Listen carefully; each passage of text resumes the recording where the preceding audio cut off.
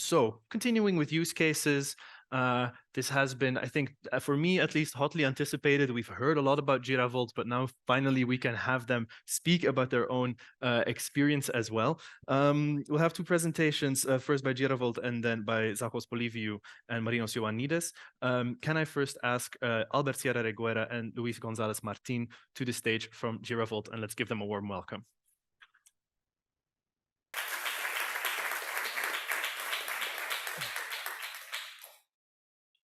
Go. Very welcome. Okay.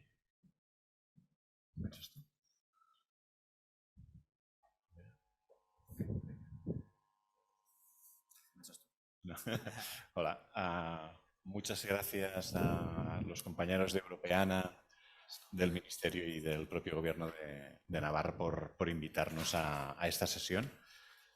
Tenemos 30 minutos, tenemos unas cuantas diapositivas y muchas cosas para enseñaros, y pienso que lo ideal será que vayamos ya directos de cara a barraca. GiraVolt es un proyecto que empieza en 2020 porque en 2017-2018 hicimos un análisis de cuáles van a ser las tecnologías que impacten más en la próxima década en el patrimonio cultural, y según lo que vimos en diferentes and what we saw from different international records and in our own experience, there were two technologies which were clearly ahead of the rest. One is everything that has to do with big data and artificial intelligence. We were not ready yet, and we're still a little weak on that to do a program. And the other one was 3D technologies, because in every project we were starting, whether it was by mapping, an immersive room, everything, we always started with the same process, which was to scan some heritage object.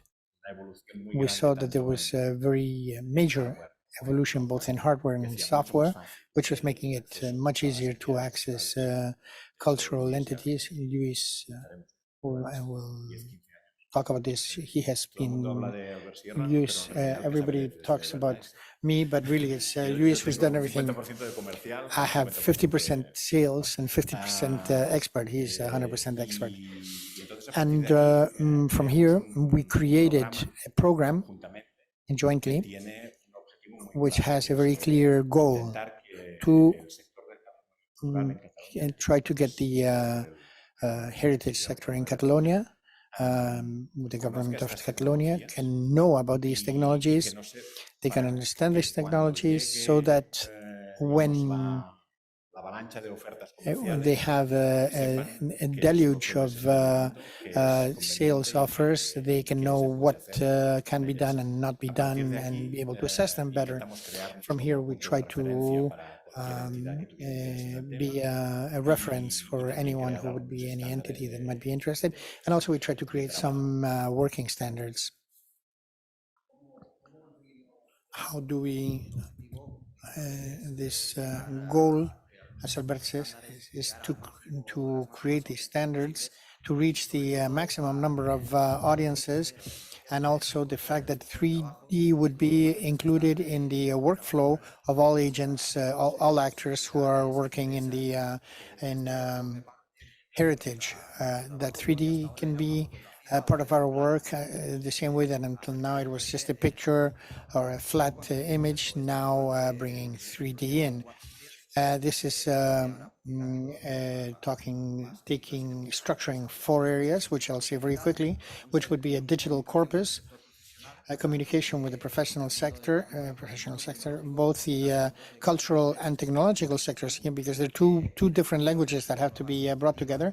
Education, new initiatives, new way of doing things, so that the heritage can arise, and the audiences, which we know what they are like now, and which we may have new ones.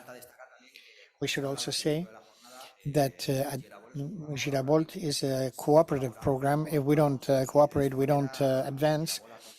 And that way, GiraVolt has collaborated with over 50 entities, museums, private companies, public companies, different institutions, and we have been creating an ecosystem that little by little allows us to advance. The first area in which we were working, this was in the creation of a digital corpus with a selection of what could be most interesting of the cultural heritage in Catalonia when it comes to digitizing. And this is, we have about 480 models. Most of them have been half of which have been, or most of which have been published in Sketchfab, which will explain what it is with a CC BY license. So we're not doing it properly according to Ariadna. In a team meeting, she convinced me that no, that this is public domain and that's that. We're not going to go beyond that. The type of objects and buildings that we are selecting to be digitized in this to create a panorama of the diversity of the Catalan heritage, from a samurai armor to Romanesque churches that are part of the World Heritage in the Pyrenees. Another of the examples that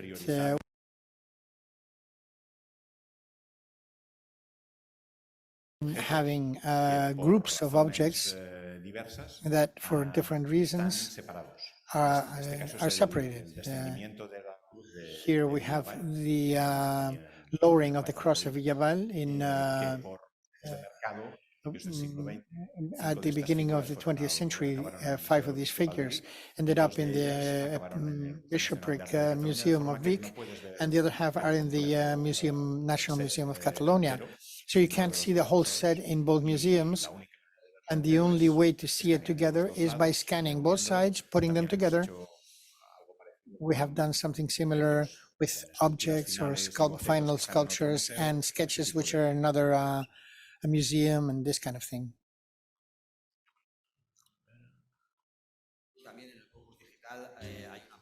Also in the digital corpus, there's a series of architectural elements.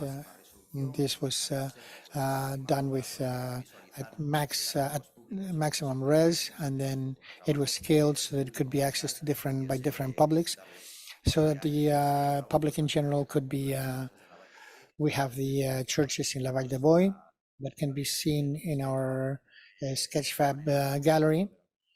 So we created this digital corpus that we have a large part of the of Catalan culture.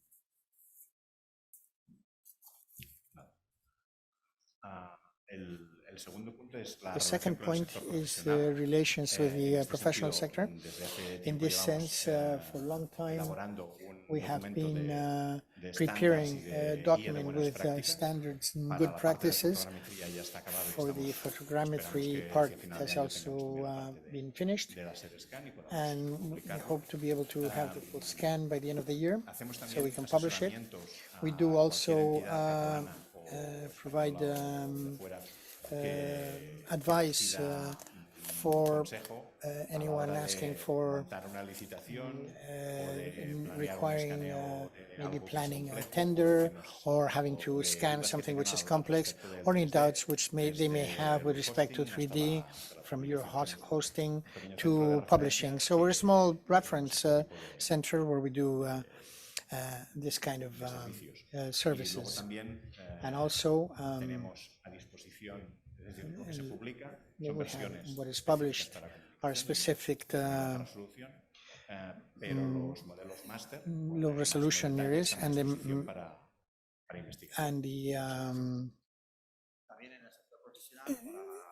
in the professional sector, to see what the 3D technology was. We had different archaeologists, restorers, and museum managers. We had these workshops so that they can see how we do it and how it can be done. It's important for them to understand them because I have personally suffered the first 3D digitization of Santa Maria del Mar, which you showed us a slide before. Yeah, I didn't want to see another monument, you know, and look at me now, yeah, I'm defending, but yeah, we need to teach and so that all these ecosystems can become a single ecosystem. We also have pilot projects. Our team is very small. There's Luis, I, myself, and some helper. And most of the work we do with subcontractors. We outsource. But the idea is to create pilots and so that we can see how far we can go. In this sense, in education, we work with an educational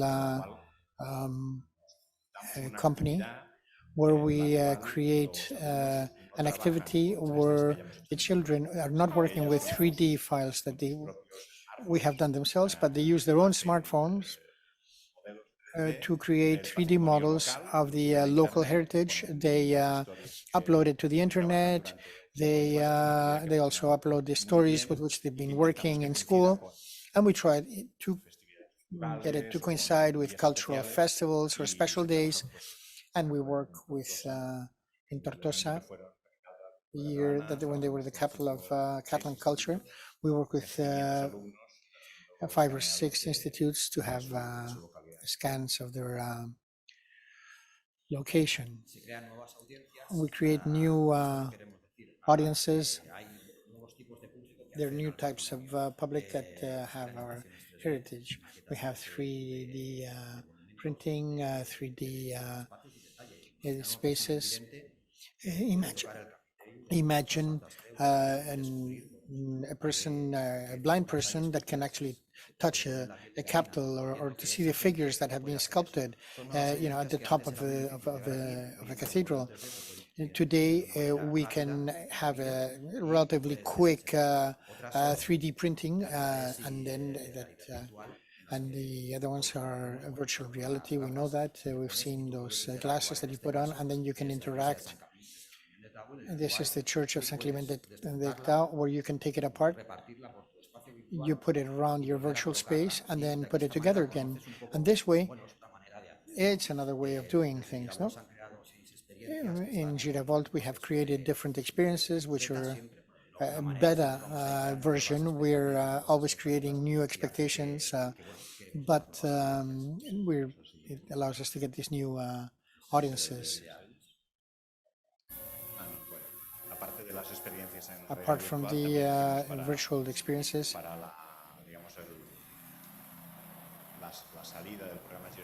for the launching of the Giravolt program, we had an immersive feeling in this is a digital art center in Barcelona. Using the 3Ds that we had, we work with a multimedia studio that, and they created this small experience, a 5-minute experience, which again, you know, they're pilot projects that allow us to see how far we can go. We can create art, experience. I don't know what the copyright would be like. Creating art from art that already exists. That does have a copyright as well.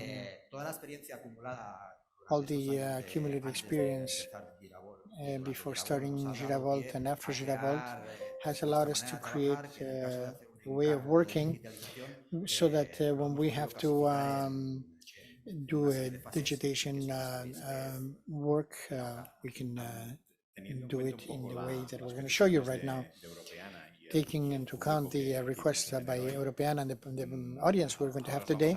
Now we're going to give you just an idea on how we work with this type of jobs. But at the workshop, which is not very long, it's only 45 minutes, we're going to get into a little, you know, more detail on how to place a 3D order.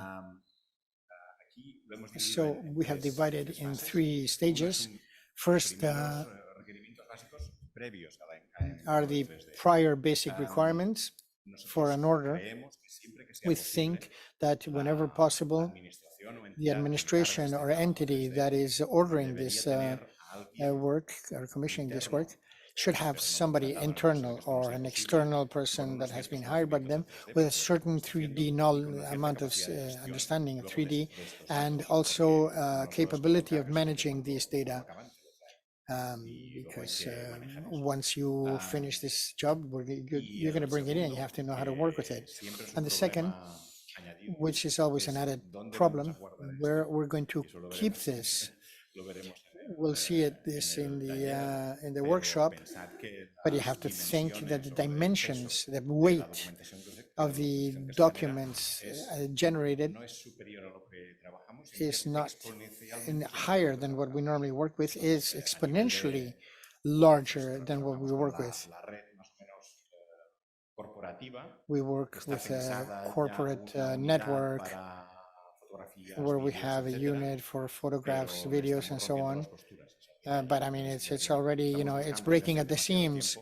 We have been looking for too long for a specific solution for 3D, but we don't have that. I want to talk about that. We are all afraid of data.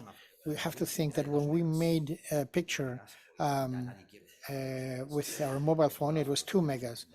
Because any picture we take with our mobile, it goes, from 20 megs up. Now, with pictures, we've more or less solved it. And I think the hosting will be something which will be eventually solved. This is a veteran's anecdote. I had a hot debate with our computer guy who said that why did we want a picture of more than 1 megapixels? This is years ago. And this because that was enough for a screen, no? So when you ask for space for 3D, they're going to ask you, why do you want so much space? Well, you're going to want it. So now, once we have set up our stage 1, we want to know what we want to do. Where do we go? We can go from an extreme detail where you see how the painting has been sealed on the ceiling of a room, to an extreme detail, but also shows what the environment is like, the entourage is like. So we have to know what we can do and how we can do it. This image that you're seeing was a challenge that Alberta and I, we just dove into the pool. Yeah, we suffered. We lost a little bit more hair. Not me, but I did get more white hairs. The second point is that once we have a minimum team with the knowledge or external advice, we have to have a clear idea of what the goals are of this digitization. Are we just digitizing 15,000 pieces to put them on Instagram, or we're going to have 3 pieces and they're going to be for conservation and preservation and so on. So the idea is that whenever possible, we have to try to have 3D digitation of the highest possible and reasonable quality, depending on human and financial capacities. The one you saw before is on the limit of what we're capable of doing. We wanted to test to see how far we could go. Another aspect is the structure of the contract, supervising the results in the process, and so on. Why? Okay, specifying the goals. Well, for documentary purposes, or is it for areas of preservation or restoration,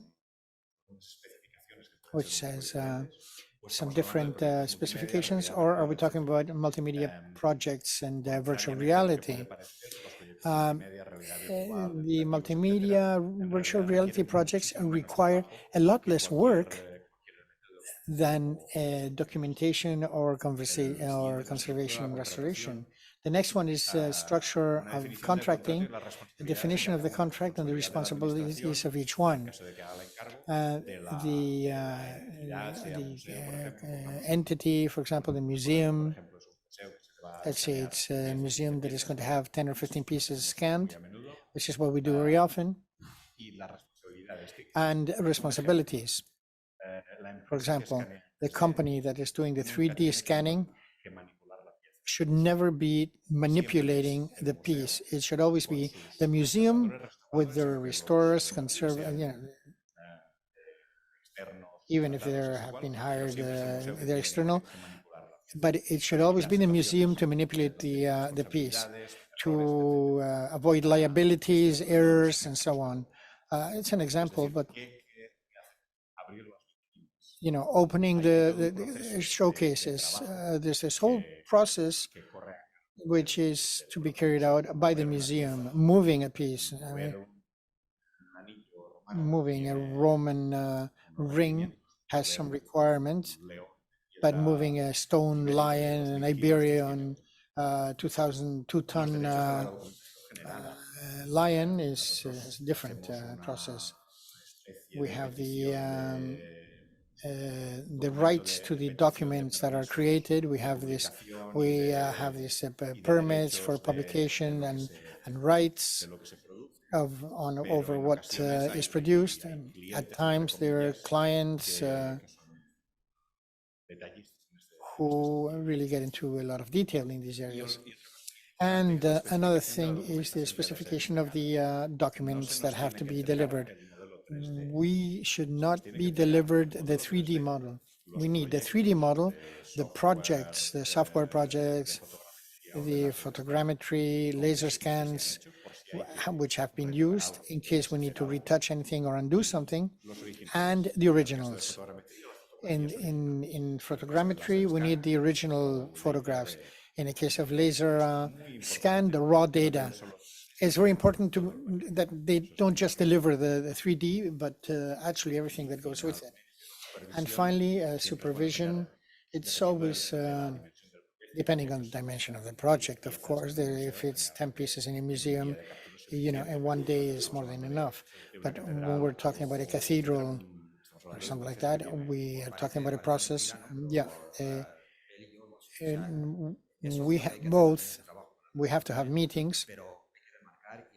We have to make sure that they're periodic, that they don't extend over too long, because if there was not prior communication before, the heritage ecosystem and technology ecosystem, they speak different languages. You understand one thing when you're expecting another one, and this is settled in these periodic meetings.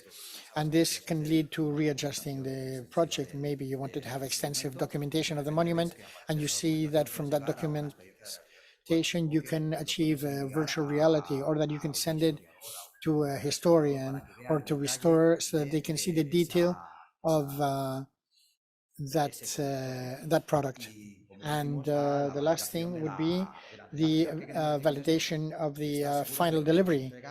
We have to make sure that when we deliver it, we're going to be able to use it, and it will be reusable in the future, preserving the data for the future. It's been said before, seeing that what we're delivered is going to last. It's not going to be just something that you dump in a drawer or something that is going to be used only at that moment. Here also, what we're talking about, the storage. We don't only need to have these files saved in a place, but as we get more documents on this format,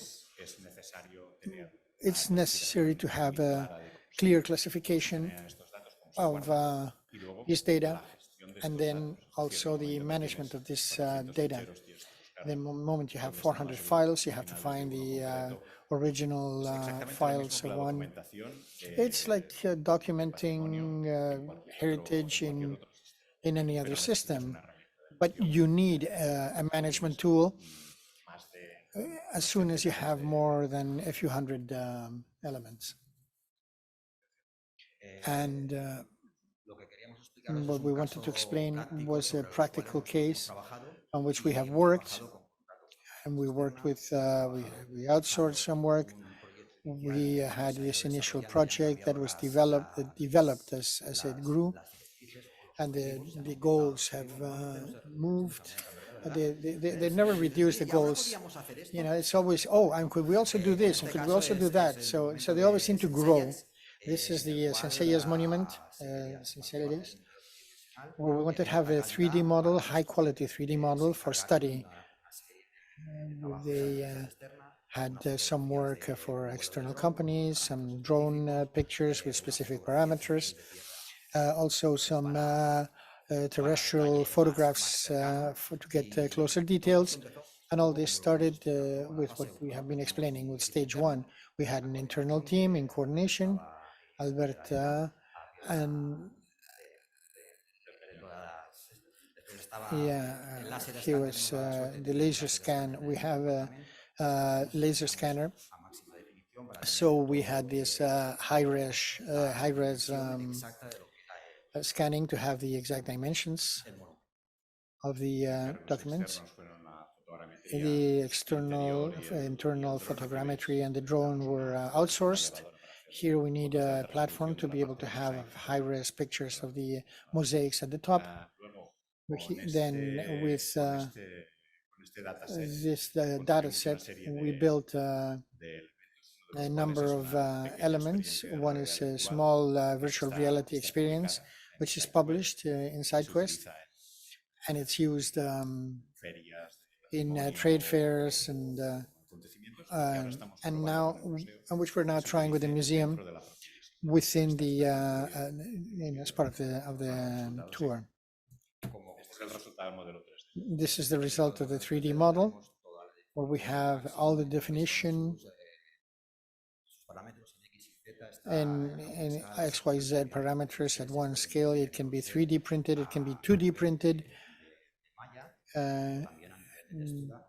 both at the netter and or with the structure. We can see what kind of cut stones there is, what kind of ashlars, and how it was built, and on the agents and how it's been done. These are the typical project drawings, which can serve for maintenance, for publications in books or for brochures. Also to compare old archaeological map drawings like this one you can see on your left. You can see that the hypotheses that we've done are still alive. So from here we have had some multimedia productions like this YouTube video, which are going to see very quickly. You know, there's a 3D model with a virtual camera. Yeah, okay. And the virtual reality experience, which allows us to have a platform at the height of the mosaics. We have some glasses here. If anybody wants to see it over lunch, you can try to catch us, and we'll let you have the glasses. And you can see the mosaics from the top. And we have this workshop this afternoon, and the presentation of this morning, and you can find it in our LinkedIn profile. You can download the presentations of this morning and the workshop from our LinkedIn profile. This is all the time we had to explain many things, but we thought that it would be sufficient. Thank you very much. Yeah.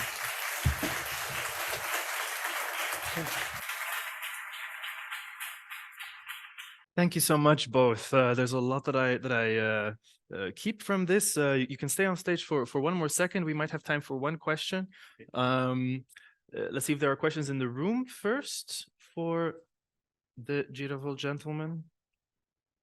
Yes, please. If we can get them a microphone, that would be great. If you can stand up while you ask your question, that would be amazing. Thank you. Well, I was wondering.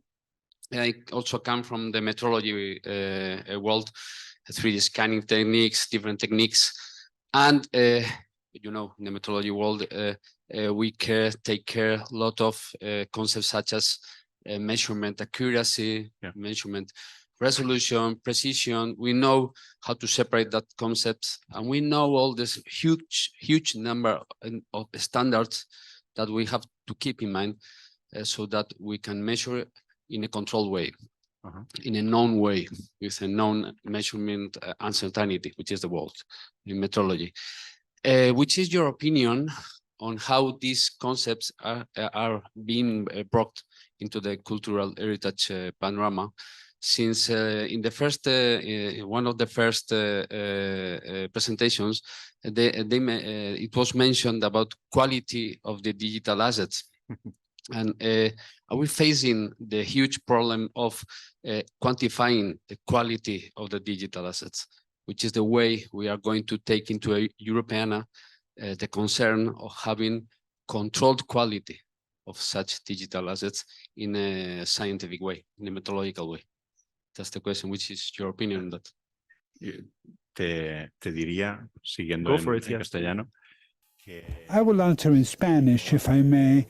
A few months ago, or a year ago, I think, a very lengthy document was published on the quality of 3D scanning of cultural assets.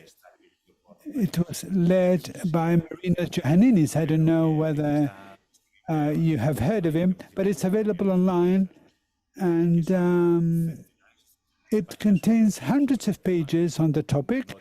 I'm not going to answer in a minute, but we make a big effort to ensure that the quality and accuracy of digital assets is as high as possible, as high as it's reasonably possible. But how can you measure this?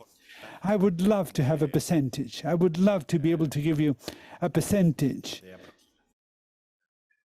of how close the model should approach reality. But of course, it's very difficult to have accurate measurements of reality. So it's a scientific paradox, because when you observe an object, you are already modifying it. So it's difficult. It's like a catch-22 situation. And I'm really unable to explain more about this in just 1 minute. But we have worked on these topics, but not just to do with precision. Precision is not the only magnitude that defines the quality of a 3D object. For example, there's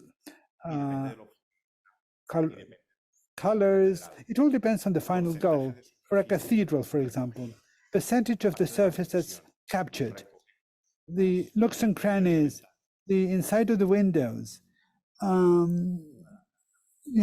Accuracy is maximal when the part to be scanned has a high heritage value. When you're in a cathedral, when you're in a castle, and you've got a corridor that has no value, scanning at maximum resolution, that corridor doesn't make any sense. As Albert was saying, we've got to prioritize. Of course, it has to be scanned because it's part of a whole ensemble, if you see what I mean. But it's not really worth scanning it at full quality. So some parts will be scanned at higher quality and other parts will be scanned at lower quality. So that's what you need to determine. When you envisage the project, you need to decide how far you should go and what areas should be prioritized. Did that answer your question? Partly, it's too much to explain in 1 minute, I think, is the takeaway here. But feel free to talk more at lunch. And that brings us perfectly to our next speaker, Marinos Ioannidis. Let's give us one last hand to Albert and Luis. Thank you so much.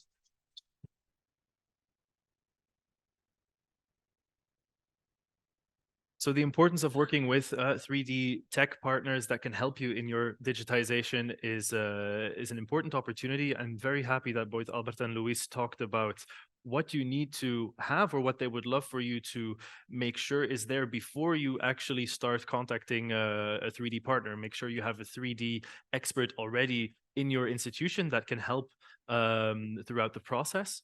And think about the hosting of your actual objects, because this is one of the challenges as well. Now we have a very hybrid, both physically and online presentation by both Zakos Poliviou from the Ministry of Culture of Cyprus and Marinos Ioannidis, who is hopefully joining us online from the Cyprus University of Technology, who will give us another example of how you can work with stakeholders and technical partners in 3D. So I would love to call Zakos on stage. There we go. And let's welcome him to stage. There you go. And hello, Marinos. Nice to see you online as well. Go ahead. Hello, everyone. Thank you, Spanish Ministry. Thank you, Europeana. Thank everyone who is involved in this great event. This is a great opportunity for us to present and share some ideas with everyone. We're definitely here to get knowledge, give knowledge. And I was quite impressed this morning about Fulgen's saying that we're still, right now we have the Twinit project, which is a great opportunity for us to start evolving something, the 3D technology, start bringing into life, start bringing into cultural heritage institutions in each country. It is very important for us to understand that right now, this is, for some countries, this is the pilot stage, and everything we do today will have an impact on the generations to come. And it is very important to understand and to cultivate the idea that all cultural heritage institutions today are working on something that will be exploited in 10, 20, 30 years, maybe, from future generations. And the work that we're doing today has to be so concentrated on what we have, on the technologies we have today, and how the future generations will be able to make this, all this knowledge and all these items and all this data available for the general good. In Cyprus right now, we have established the Cyprus Deputy Ministry of Culture. It's a newly established deputy ministry. And right now we're in the process of putting all cultural heritage institutions under one umbrella, which will be the deputy ministry. We're now in contact with everyone, and Twinit is a great opportunity for the deputy ministry to start this partnership and this collaboration with everyone. And we're definitely very excited in allocating some fundings and see all the process and all the ideas that they have to give us. And I'm definitely sure that by the end of Twinit, we will have some great results to present. Now, without further ado, I'm going to give the stage to Marinos, who is going to go on some in-depth analysis of the work that we're doing. And we are here for the rest. Thank you.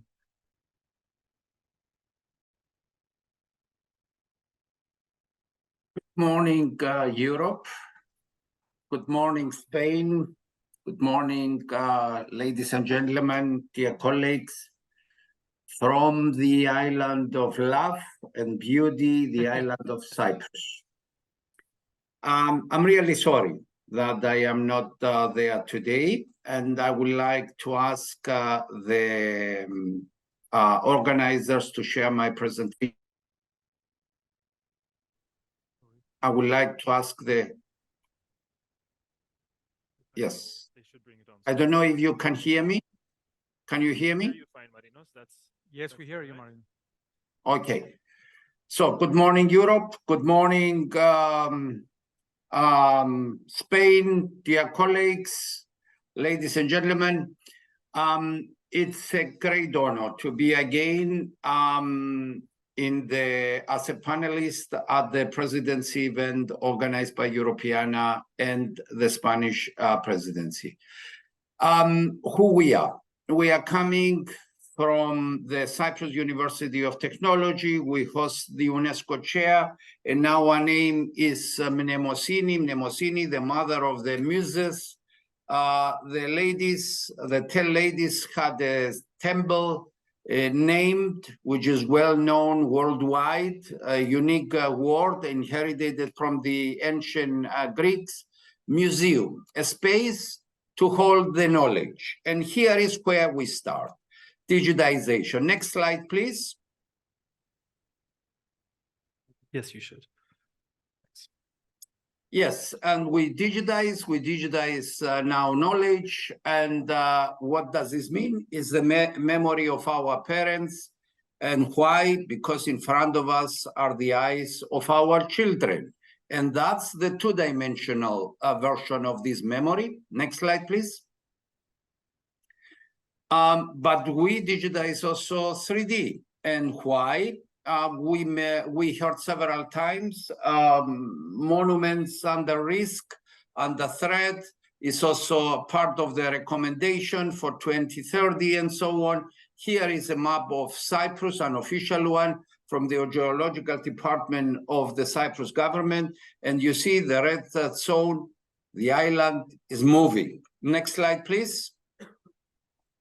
And if you see, we started working, we started the digitization, and we digitize whatever it is in the southern part, and we move so that we covered all these unique 3D monuments. Next slide, please. Now, you may still remember the last presidency, and I'm going 6 months backwards. The day when the Asinu monument celebrated, that was the presentation of the Asinu monument at the last presidency. Greek Orthodox Easter, it was a big coincidence. Also, the monument, the International Monument Day from ICOMOS. 18th of April 2023, and now is the 17th of October. 6 months passed away. Let's see. Next slide, please. And here is breaking news coming from the impact of the Swedish presidency. From this, what you did, and congratulations once again, but you will see it now. Next, please. Accelerating, first word in the title of your event, accelerating 3D. Let's go and see. We received an official invitation from the Swedish government due to your event, due to our presence there, to digitize the world's largest collection of Cypriot archaeological objects outside of Cyprus. Next, please. That's etc. 18,000 archaeological objects, of which 65% of them, or 2,000 objects, may have been ended in Sweden. Yes, please, next. And in addition, 9,000 glass negative photographs. High quality, or very high quality, as well as numerous maps, drawings, and illustrations. Next, please. And almost all the information can be accessed online via the Carlotta database. Next, please. And just to get an idea of what it's all about in this collection, here is an overview. Next, please. And Carlotta database, it's available, it's online, it's by the Swedish Department of Antiquities. And here is where we're going to help and support with the EU ERA Chair Mnemosini project, with the Eureka 3D. As an extension, Antonella, that's breaking news. I didn't manage even to inform you. And of course, the UNESCO Chair on Digital Cultural Heritage, which we host here at the university. Next, please. Next. An open call to now the Spanish presidency. Please follow the good example from Sweden. It could be that you find some Cypriot artifacts over there. You know that it is the digital transformation, is the digital century. And now we can talk also about the digital repatriation. Not only the repatriation, yeah? Next, please. And of course, the Belgian presidency has 9 months to prepare. And we are coming to Belgium. Next, please. Working with stakeholders and 3D technical partners, this is what we do. And not only that, we go even beyond that. We are working with the Deputy Ministry of Culture, of Tourism, of Research and Innovation, focusing only in the domain of digital cultural heritage, having only one mission. It's all about the knowledge of the past. And it's why? Because it's a user-based digitization and modeling. And it's not just the memory twin, it's not only the digital twin, it's going beyond that. It's the memory twin that we are going to create, or we would like to create. So that's what we are saying, the holistic digital cultural heritage. Yes, please. So who are the main stakeholders here on the island of Cyprus? Deputy Ministry of Culture, Department of Antiquities, Church of Cyprus, the Bank of Cyprus Cultural Foundation, the second biggest, let's say, owner, the communities and the municipalities, the UNDP, United Nations Development Program. And what this UNDP is doing in Cyprus, you may know or not. 50 years ago, we had in Cyprus, almost 49, the first war in the EU, and that was on the ground of Cyprus. And Cyprus is divided because of the Turkish occupation to the island. UNDP is now in charge to take care of bicommunal projects so far as the restoration, renovation, protection of cultural heritage monuments in Cyprus. Then we have the Chamber of Engineers, we have industrial partners, architects, civil engineers, chemical engineers, and so on. We have professional associations like ICOMOS, ICOM, the Archaeologists Association, etc. Next, please.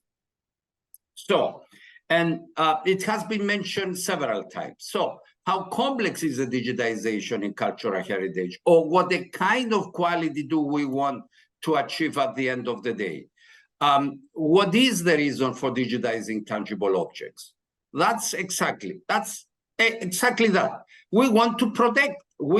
That's all about the identity. We see it every day because of the wars happening now between Cyprus, here in Middle East, but also in Ukraine. It's the memory twin, it is, next please. It is the long-term preservation. It has been mentioned several times, but the long-term preservation is not for the 3D alone, please. It's about the knowledge. It's about the memory. And that's at the end of the day what we do. And the use and reuse of the 3D volumetric structure is one part, but the lesson learned from the past is a key element here. And that's all about in the digital century. Next, please. And then, of course, the user needs. And here is where we are. The user needs. Please, let's move. A monument under risk. Yes, and I will start with a concrete example. This, ladies and gentlemen, is the monastery of Chrysorogiadissa in the Paphos district, western part of Cyprus, is the biggest, most complex, and a monument under risk. Please, next please, which has been fully digitized. Why? Because the church, the user, the owner, the stakeholder asked us. Please do that. Next, please. And we did it. Why we did it? Because the monument, as I mentioned to you, not only the entire island, but whatever it is on the island is moving also. So the monument is moving. The monument is under almost collapse. So next, please. And this is what it has been done, because it is a user-oriented digitization, knowledge-based user-oriented digitization. We digitize it on the highest possible level. Kate mentioned BIM. We say heritage BIM. and we changed the heritage beam, and we created out of that the holistic heritage building information management system, which is bringing the entire knowledge in a semantic one database to do what? To help and support those in need. The Church of Cyprus. The priest in the middle was on that time, a year ago, the Bishop of Paphos. Now he is the Archbishop of Cyprus. So working, and the ladies to the right-hand side of the screen is the Department of Antiquities. On the left-hand side, the engineers. So you see here, from the industry, from the specialists to the owner, to the stakeholders, all together working to bring what? One only goal in life, which is the preservation, the protection of identity. Next slide, please. Now, working with stakeholders and 3D partners, here, voila, the monastery, when we did the digitization. Next, please. And the priest, we have to skill the priest. It is also one of the missions in one digitization. Skill the owners, educate them, show to them how to use, but also reuse what? The digital devices. It's so easy today to digitize, and they can do the job alone. They don't need us. Of course, specialists are here to help and support, but they can do it also. Yes, next slide, please.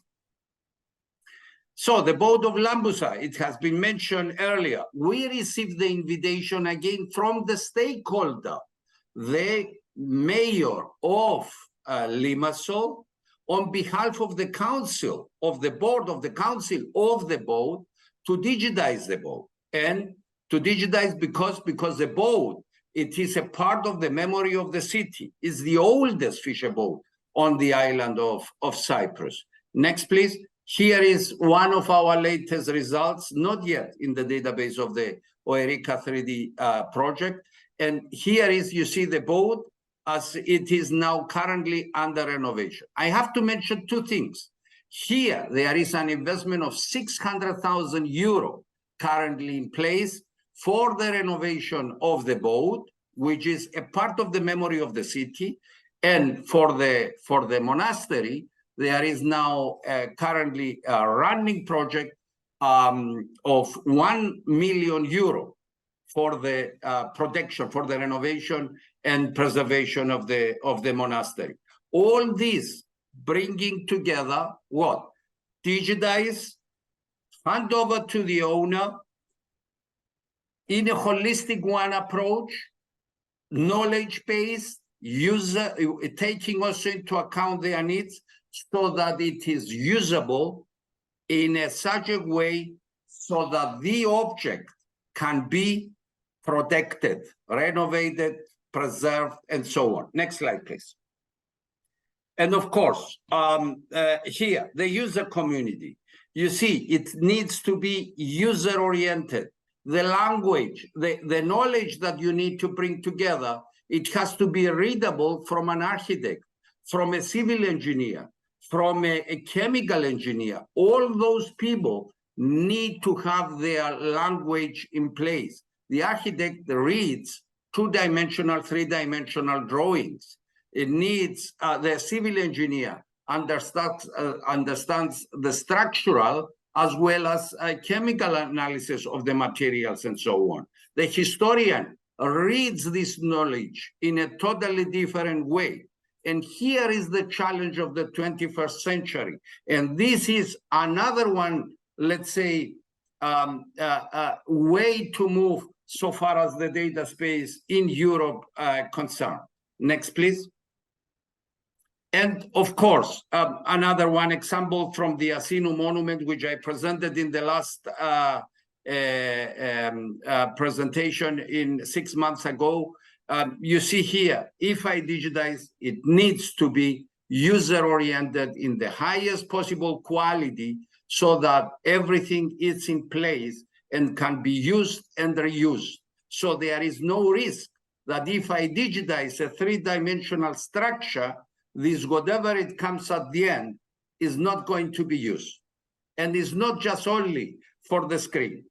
And for that, it has been mentioned by Fulgencio, it has been mentioned by several other colleagues, the EU study on quality in 3D digitization of tangible cultural heritage. I posted that link a couple of times in the text. I will post it at the end of my presentation once again, so that you have it. And please visit, please download the text. It's going to help and support a lot of the currently in place, but also virtually participants. Several of the questions that you posted here can be answered if you read this document. It's under open access and it's available for you. Next slide, please. And one of the monuments I heard, which quality are you going up? We can go up to the highest level of quality.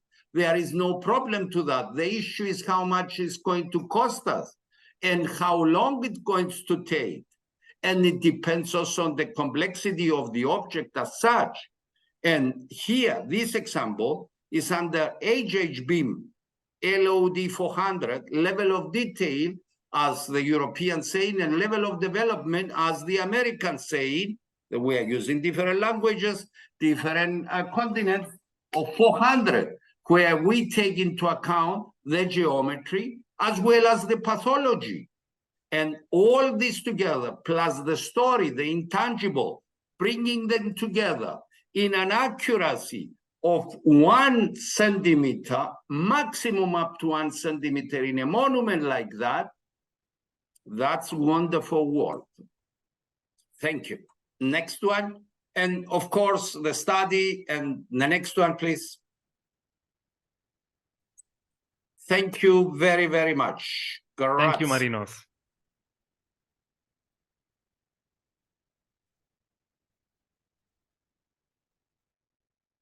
Marinos, I'm very happy that you chose today to give your breaking news to all of us. 12,000 objects from the that are now in Sweden that once were Cyprus heritage or our Cyprus heritage will be digitized. Congratulations, that's great news. I saw a question online as well that maybe you can answer. The heritage that you speak of that is now in Sweden.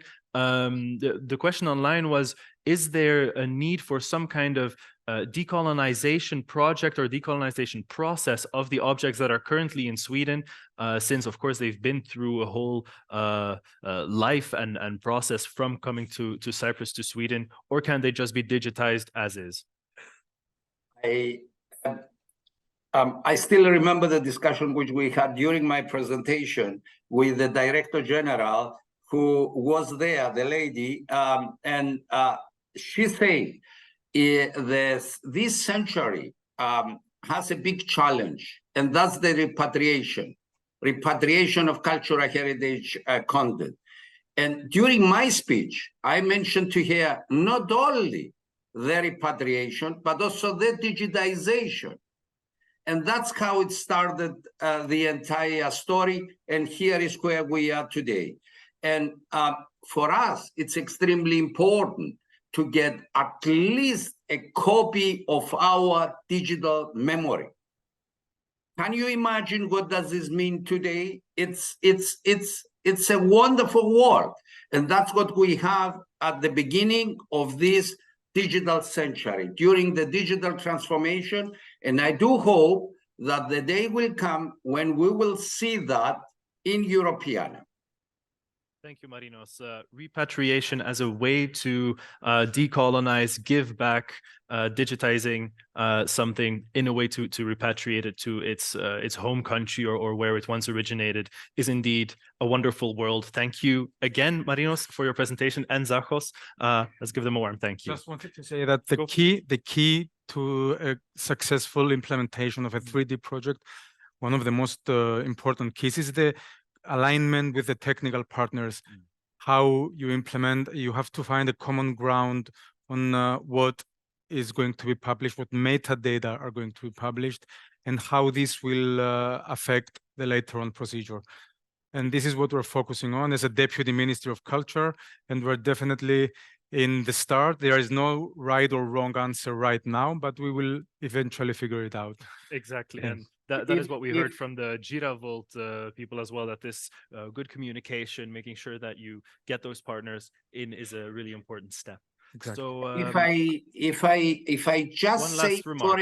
for a couple of seconds, only a couple of seconds, another very breaking news from Cyprus is that after the successful project with Lambusa, which is going to land in or arrive at the board of Europeana very soon, the municipality of Limassol offered us 7 PhD fellowships for what?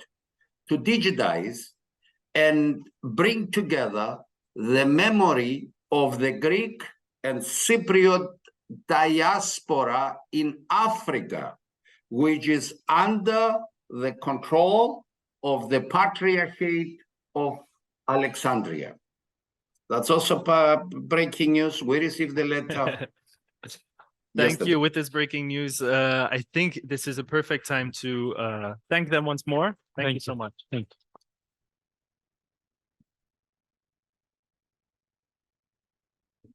So we've heard from GiraVolt, we've heard from the Ministry of Cyprus. We learned about copyright in 3D and the importance there. We saw some use cases of that copyright.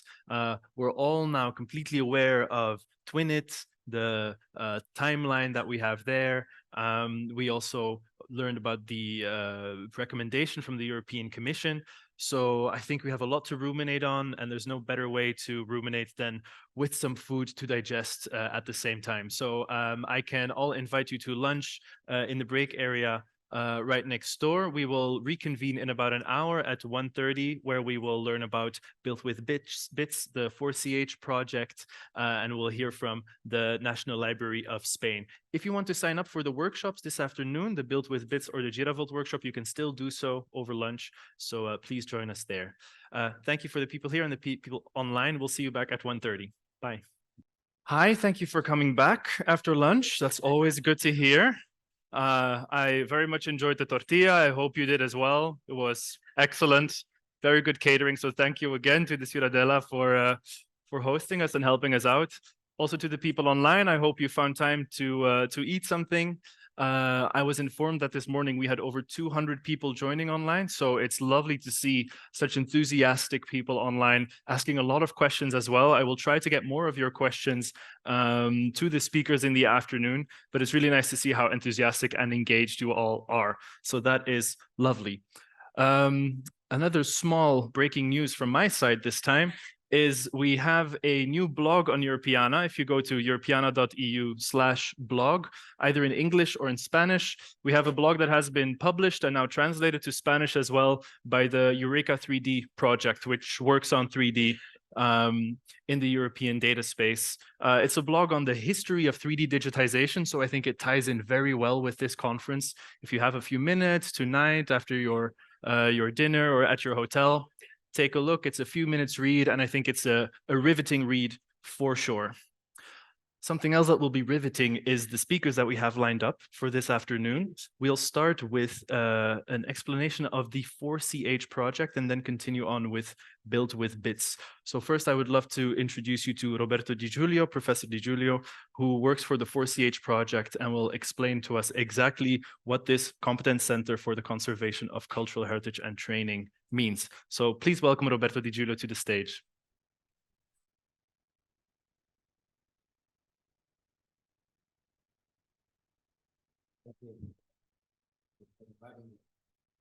Thank you on behalf of my colleagues for the.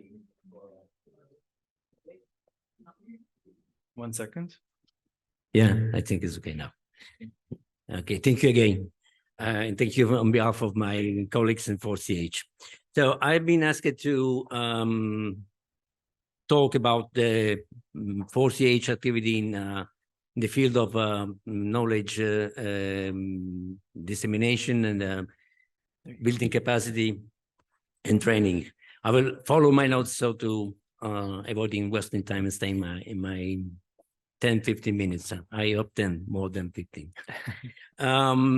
So I will explain something about the 4CH structure and organization and the activity 4CH in the field of training and building capacity. And I will try to do also some short remarks about what we talked about, what we said about the 3D modeling phase processes and aspects and several aspects. So on November 28 and 29 in Brussels, the final outcomes of the 4CH project will be presented, and the competence center will be officially launched.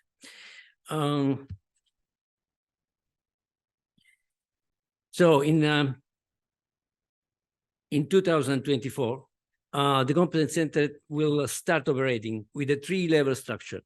The first one is the European level, where the headquarters will be organized in thematic departments led by an executive committee and supported by an advisory board that is still operating in the 4CH project. The second level consists of the national competence centers to be established in each member states in the next years. We are organizing the first national competence center in Italy. The work is on the way in this month. At the national competence centers will consist of network of institutes, research centers, laboratories, supported by national advisory board, as well as in the European level. And this is the third level, what I call the national communities. It's include regional entities, metropolitan entities, public and private institutions work in the cultural heritage sector, professional SMEs, and so on. This is a very important level because this community is the meaning, the very important meaning of the competence center. Competence center will, we say, federate, will network the organization. It will be not overlapping with existing institution. But existing institution, national institution, European institution will work in a network, and the role of the competence center will be to enhance and manage and organize this federation, this network. In Brussels, in addition to the research result, we will present some of the tools and infrastructures needed to make the competence center operational. One of these is a cloud.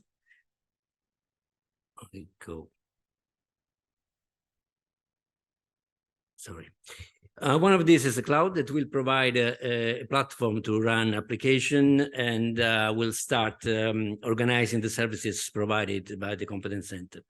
Available on the cloud, the 4CH knowledge base has been already implemented, and it will provide an information system and smart catalog equipped with advanced semantic functionalities. During the development of the 4CH project, we also promoted some initiatives already operating as a competence center. One of these is Save the Ukraine Monuments, an ongoing initiative, this is still ongoing, that aim to store data, digital data from the Ukrainian cultural heritage, and to save on the server of 4CH all the digital, all the documentation that is related to the cultural heritage that have been or might be destroyed. We have already saved several terabytes of files, including a big set of 3D models. Some models already done after the bombs. So we have also the 3D of what happened during the war. And all these documents that will be will go back in the future to the server in Ukraine will be very useful, very important for restoring and reconstructing the buildings and monuments damaged by the war. Also, 4CH project already provided services typical of a competence center. We have implemented, for example, standards and protocols for the 3D digitization that are included and connected with the other documents that have been implemented by Europeana, by European Commission.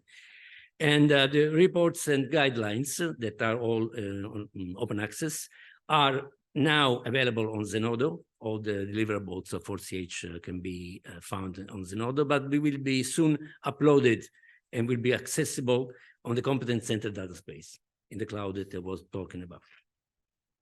We are already using them to produce a series of initiatives like the webinars, and they will be published and disseminated in by the future training and education department of the Competence Center. And this is the second focus, the training and education department of the Competence Center. It will be one of the main departments of the Competence Center, and will be organized it will organize and manage training, capacity building, and upskilling activities. It will do that by establishing relationships and agreement with most important cultural institutions. And this is what I mean when I say a federation, a network of existing institutions in Europe.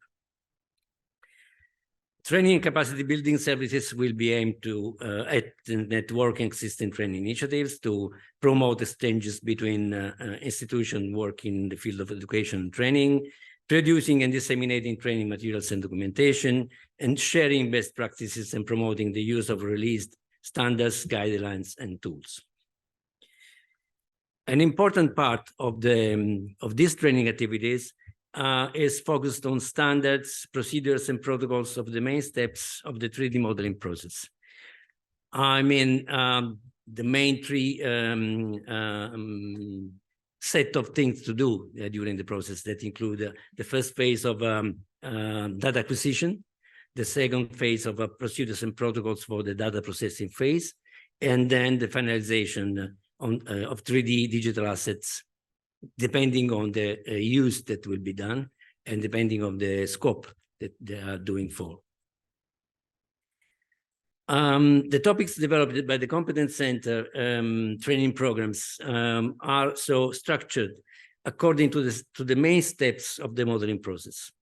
As you can see in the slide, for example, we will follow, I try to summarize typical steps of the modeling phase. You have seen something in the presentation before by the colleagues of Giravolt. The first step is the data capturing technologies, tools and procedures in the different forms they take in relation to the object to be modeled. And it means the use of photogrammetry or a scanner or both of them, and depending with accuracy that is related to the use that will be done, and to the second phase, that is the processing to be done to prepare the data set for the modeling phase. This is very important because the processing phase that mean, for example, the meshing the cloud of points, the organizing the data set is very important because this preparation is crucial for defining the way of modeling that we will follow in the third steps that you see there.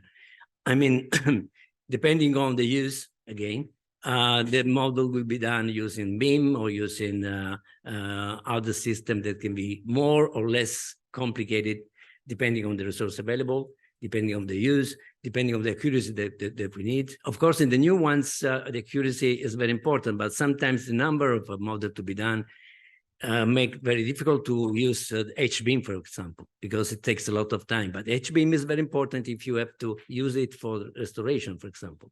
But for education, it's not important. or can be a simple or a light model. Like a light model is that one that we use for the visualization. So finally, in addition to the process, it will be very important to defining how to enrich the model with metadata, so storing them with data space and collaborative clouds, and to publish and visualizing the 3D digital assets. It's important it's an important issue because it's concerning with the preservation and accessibility of the models according with the FAIR principles. So the slide that you see represent the one screenshot of the 4CH platform with the tool for accessing the model. A viewer for exploring and interacting with 3D model that include the possibility when you have an H-beam model to touch the part of the model and to be connected with the metadata and with the archives and catalogs, including the platform or external to the platform. It means that, for example, if we have a beam, we can overlap the beam that is not textured and the textured model, and you can have a good view, but in the same time you can interact. But this depends again on the scope. And it's very important to do that for having to have a direct connection through the semantic 3D model with the other collection. For example, we have tested successfully a connection with the Europeana catalogs and a collection using a 3D model on the platform. So in these weeks, and this brings me to the conclusion of the speech, Forte is collaborating in a typical way of a competence center with the Twinit campaign. The contribution consists of a series of webinars and the production of a leaflet containing quick guidelines of the 3D modeling. The webinars focus on technologies, procedures, and standards of the 3D modeling of cultural heritage assets. The leaflet containing quick guidelines on 3D modeling will be based on the topics of the webinars, and it will include also the feedbacks that we receive from the participant.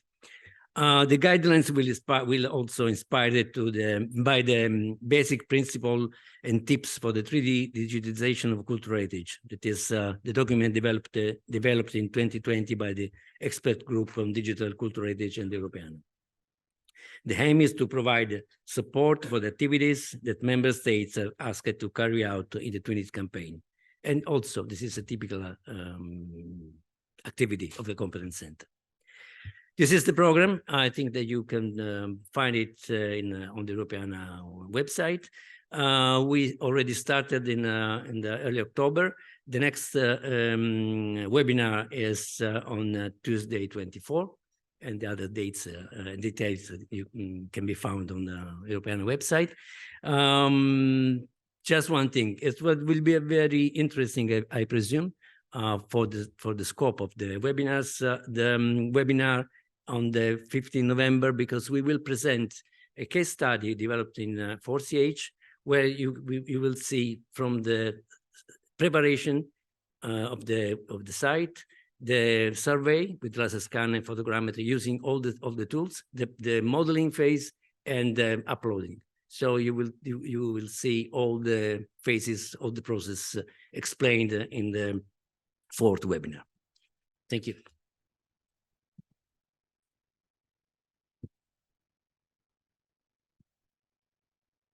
Thank you so much, Professor Di Giulio. This was a very good overview of exactly what 4CH can do, not only for the European data space, but also in general for cultural heritage institutions that are looking for this capacity building exactly in digitizing and providing access to their 3D objects. I will open the floor now for questions if there are any in the room. If not, that gives me the opportunity to ask you some questions, which is great. One of the main things I was wondering is if cultural heritage professionals need some kind of expertise already in 3D modeling to then learn more at the Competence Center and at the webinars, or do you have webinars that are also, for instance, geared towards people that have no background whatsoever in 3D modeling or digitizing, basically? Yeah, you know that. specific skill is something that need more than some webinars, but it's something that is one of the scopes of the Competence Center. The idea is to organize seminars and workshops in Brussels or in the National Competence Center, or connecting the experience in initiatives in Brussels.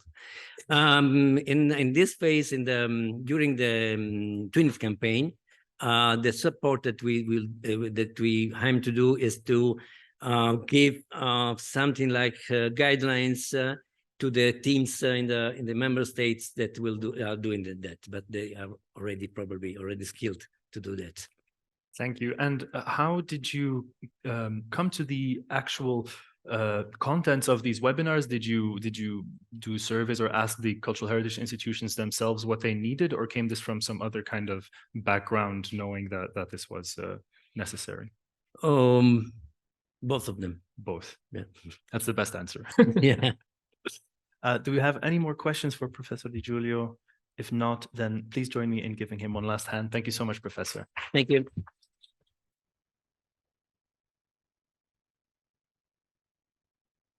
Next up, we have Isabel Crespo, our very own from the Europeana Foundation. She is responsible for the education community in Europeana, and she will talk to us about Built with Bits, a lovely name for a lovely program. Let's welcome Isabel to the stage.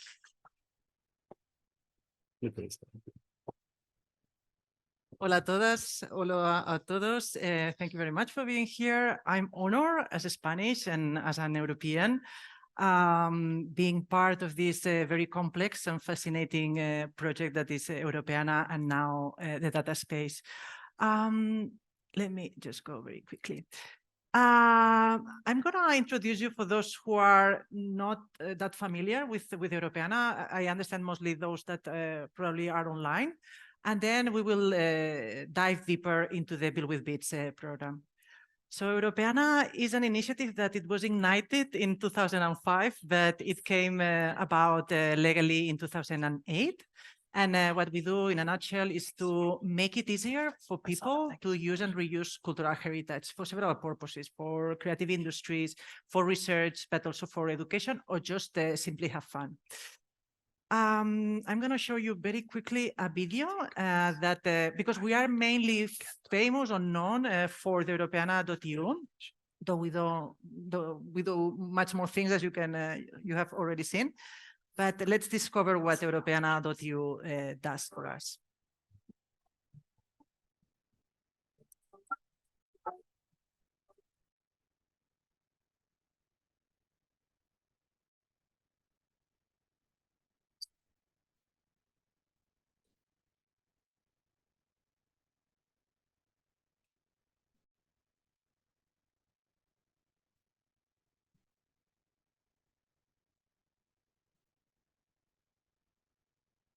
So what this very groovy video doesn't tell is that more than 40% of the content is open licensed, meaning that is in public domain or Creative Commons, so which facilitates the creative reuse. But of course, this huge amount of content, millions of items, wouldn't be possible with the contribution of thousands of institutions all over Europe, from the GLAM sector, galleries, libraries, archives, and museums, and the hard work of aggregators, national aggregators and thematic aggregators like the colleagues Hispana.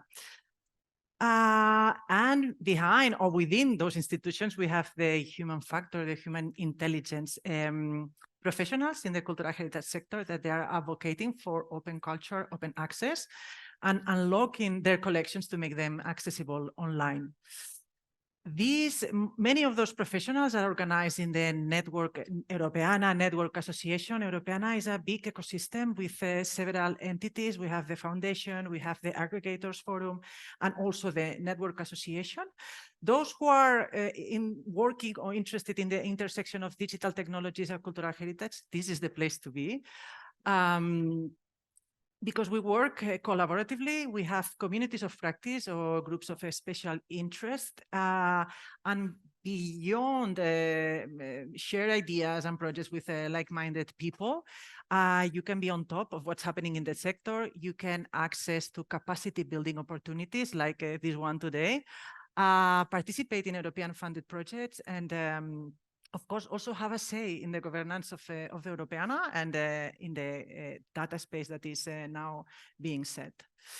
One of the most vibrant communities with 2,000 people joining us within the ENA is the community. I'm representing this community today. And our mission is mainstream, promote, foster the use and the integration of digital cultural heritage into educational practices all over Europe. You can imagine that this is not an easy task. And that's why we set alliances, collaborations, and we run projects with several different types of organizations, from ministries of education, organizational networks, non-profits at the European level, but also with the industry, with creative industries, with software developers, entrepreneurs, that they want to use our content to create new services and products. And one of these partners is Macedonia. This is a group of two creatives from Spain, Daniel and David, that are with us today, and they will run our workshop this afternoon. They are part of a bigger movement, association, ID. They work again in the intersection of creative industries and social innovation, so please pay attention of what is happening there. And with them and the community, we decided in 2021 run a pilot experiment with the Will Be Bits educational program. What is this program? It's an immersive experience, international experience, where learners get to know how to design an immersive space using advanced technologies, in this case, 3D and XR. But under the values or inspired in the principles of the new European Bauhaus: community, diversity, togetherness. And we try to use a sound learning theory, which is constructionism, and the participants need to use digital cultural heritage content. So from now on, I'm gonna break down and unfold all these different components and show you results of the first edition in 2021 and the second edition in 2022. That I hope this will illustrate a bit better what this program is all about. I'm not gonna entertain you too much about the why advanced technologies. I think this has been the main topic today. But I think many of us here today and online would agree that we need to experiment, pilot, understand the opportunities and the challenges that these technologies offer to us, and especially in our case in education, to enhance educational practices. But what I can show you very quickly is some impact numbers, some results that we've achieved over the life of this project in 2021, again, in 2022. With a very small budget. I'm not going to tell you the numbers, but it's really, really, really small. We've reached 800 students. We've trained so far more than 40 educators. And we've been collaborating in 16 different countries, mostly in Europe, but also in other parts of the world, as you will see in a second. The key component of this program is the learner, the user. Everything gravitates around the learner. And for us, the learner in this program are teachers in primary, secondary, and professors, higher education, non-formal educators, mostly cultural heritage professionals working in education, museum educators, librarian, archivists, and their students. So we have these three different profiles working collaboratively and at the same hierarchy. So we can see a lot of flipped roles here, like digital borns, the students digital borns, supporting the educators in the design of this project. And this was especially evident last year in the kickoff meeting in 2022. It happened in the format of a citizen lab in Brussels. And we put together participants from different age levels, putting their ideas literally on the table and start to brainstorm about which kind of projects they wanted to develop in the Build with Bits 2.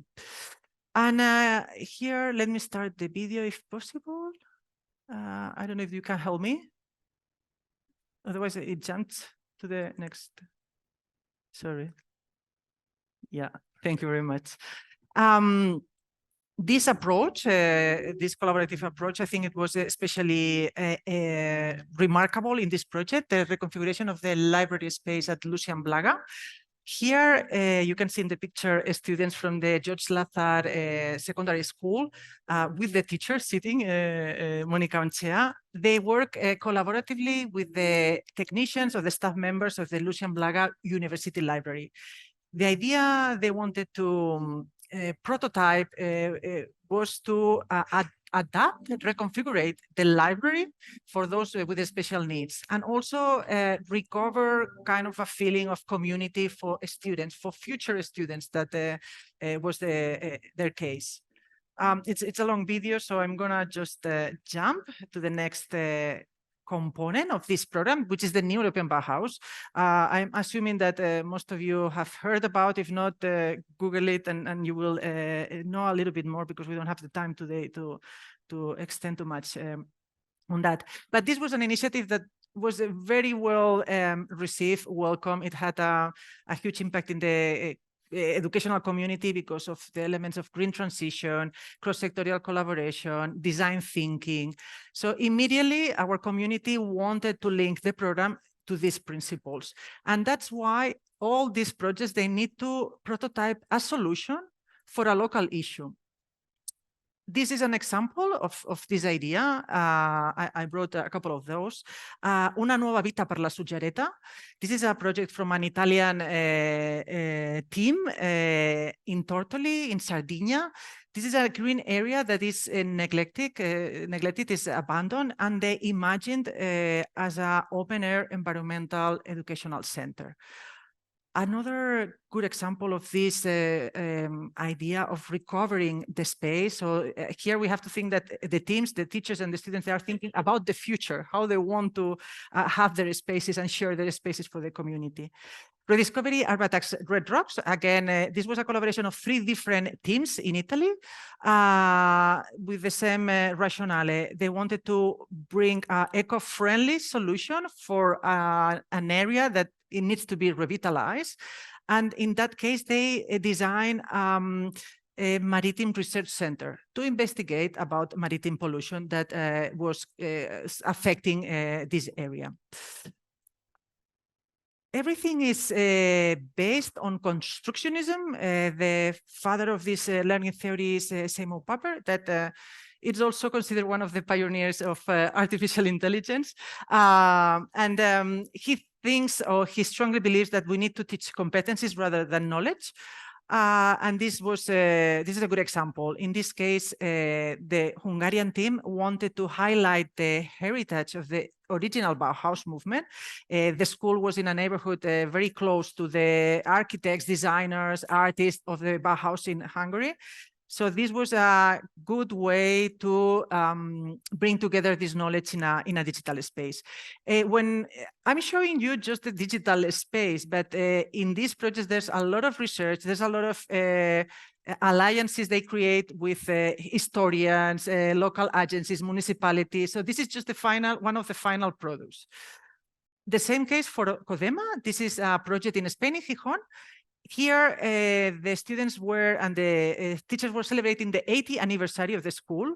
They created on-site exhibitions. They made research about their own archives, and they wanted to create a replica of the concert hall to have a space where international students or students from other parts of the country could meet together, have conferences, concerts. And I think that one important component of this program is that it needs digital cultural heritage content, and we need 3D content. So this is an open call for all of you. Because we didn't have, or we still don't have enough content in 3D, what some of the participants did is to take the opportunity to digitize their own materials. And this was the case of the Vietnamese project coordinated by the RMIT University in collaboration with the Vietnamese Women's Museum in Hanoi. And here they try to create a new narrative to get rid of this idea that in Western cultures we have about more iconic images of the Vietnam War. So they want to bring insight of the Betel-Nut culture, Vietnamese Betel-Nut culture, to open it to a wider audience, international audience. We've been monitoring the results. We want to know if we are reaching the learning goals, because that's why we are in the business of education. And what we found interesting is that demystifying copyright, that the copyright licenses understanding was achieved. So this we instruct them in the use of this content. And of course, problem solving. So these were some of the competencies that for us we were extremely happy to see that they were achieved. So what's happening now? We are starting today. We are kicking off today the Build with Bits 3. We thought that was a unique opportunity in this scenario celebrating the presidency, Spanish presidency of the European Union, the Council of the European Union, to involve Spanish institutions. So we are going to work with universities, we are going to work with municipalities, we are going to work with museum consortiums, and we will leverage Twinit, and we will leverage also on projects that you heard before from other speakers like Eureka and 5D, because we want to go deeper in the understanding of user requirements. We need to understand what they need and how we can offer this content. So if this wasn't enough, if this triggered your curiosity, please join us this afternoon in the Build with Bits workshop. So that was it on my side. Thank you very much.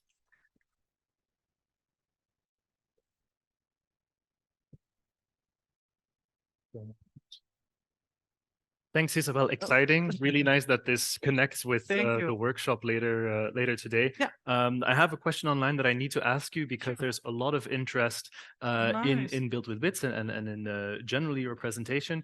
We have someone who is from Mexico, so you already gave the example of Vietnam, where this was used outside of Europe, and they would like to know how they would also want to start a project like this. So what would be your recommendations for the first steps of kind of duplicating this or taking this into another context? Beautiful, perfect question, because these are the points we cannot touch upon during the presentation, but all the documentation of the project, it's online. It's on Europeana pt.2. We make sure that everything is under open licenses for everybody use and reuse. We are, because of the Spanish presidency, we wanted to translate the materials into Spanish. So now colleagues in Latin America, they can access the materials, or after the running of the Build with Bits 3 will take a while. But in any case, the project remains international, open to anyone. We will put the focus on these collaborations between different organizations in Spain, but anyone in any part of the world can join us. Please contact us online. All our details are, again, in Europeana.pt.2. So then we can help them also. Yeah. Looking forward to that Mexican project. Yes, soon. of course. Okay. Yes, very enriching when you have perspectives from other parts of the world that maybe they know even much more than us on how to implement some spaces or projects or ideas. Exactly. Really, wow, leverages difficult word, leverages their expertise where, of course, we don't have this experience. So lovely stuff. Indeed. Once more, let's thank Isabel Crespo. Thank you.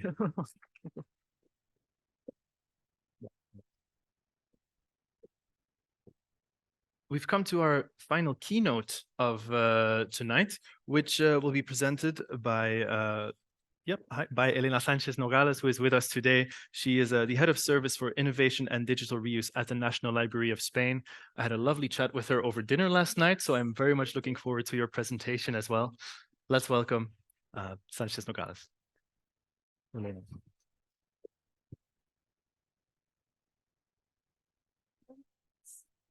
¿Se me oye? No. One second, please. ¿Ahora? Sí.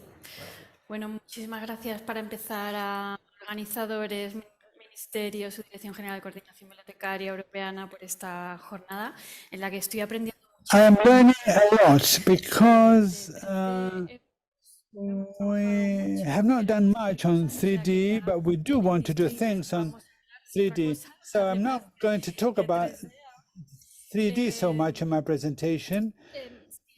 That's a disclaimer. The idea is to give you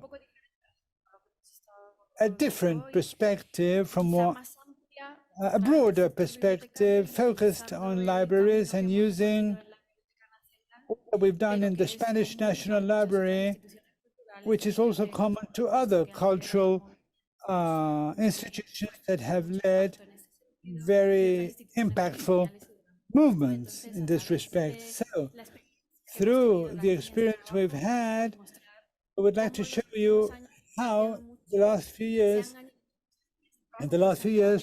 we've added lots of working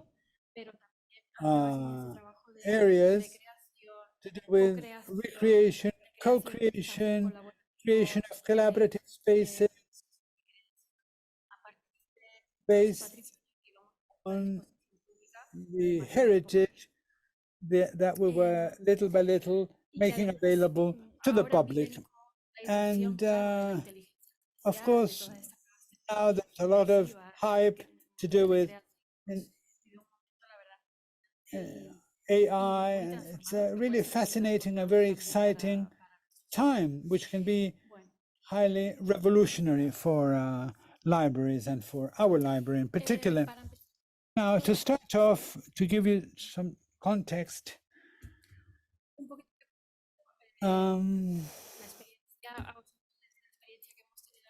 I will tell you about our experience at the Spanish National Library. Our institution is over 300 years old. I'm not going to tell you about its history, but just to give you an idea, the library was born 300 years ago, and it has, since its beginning, giving access to a lot of information.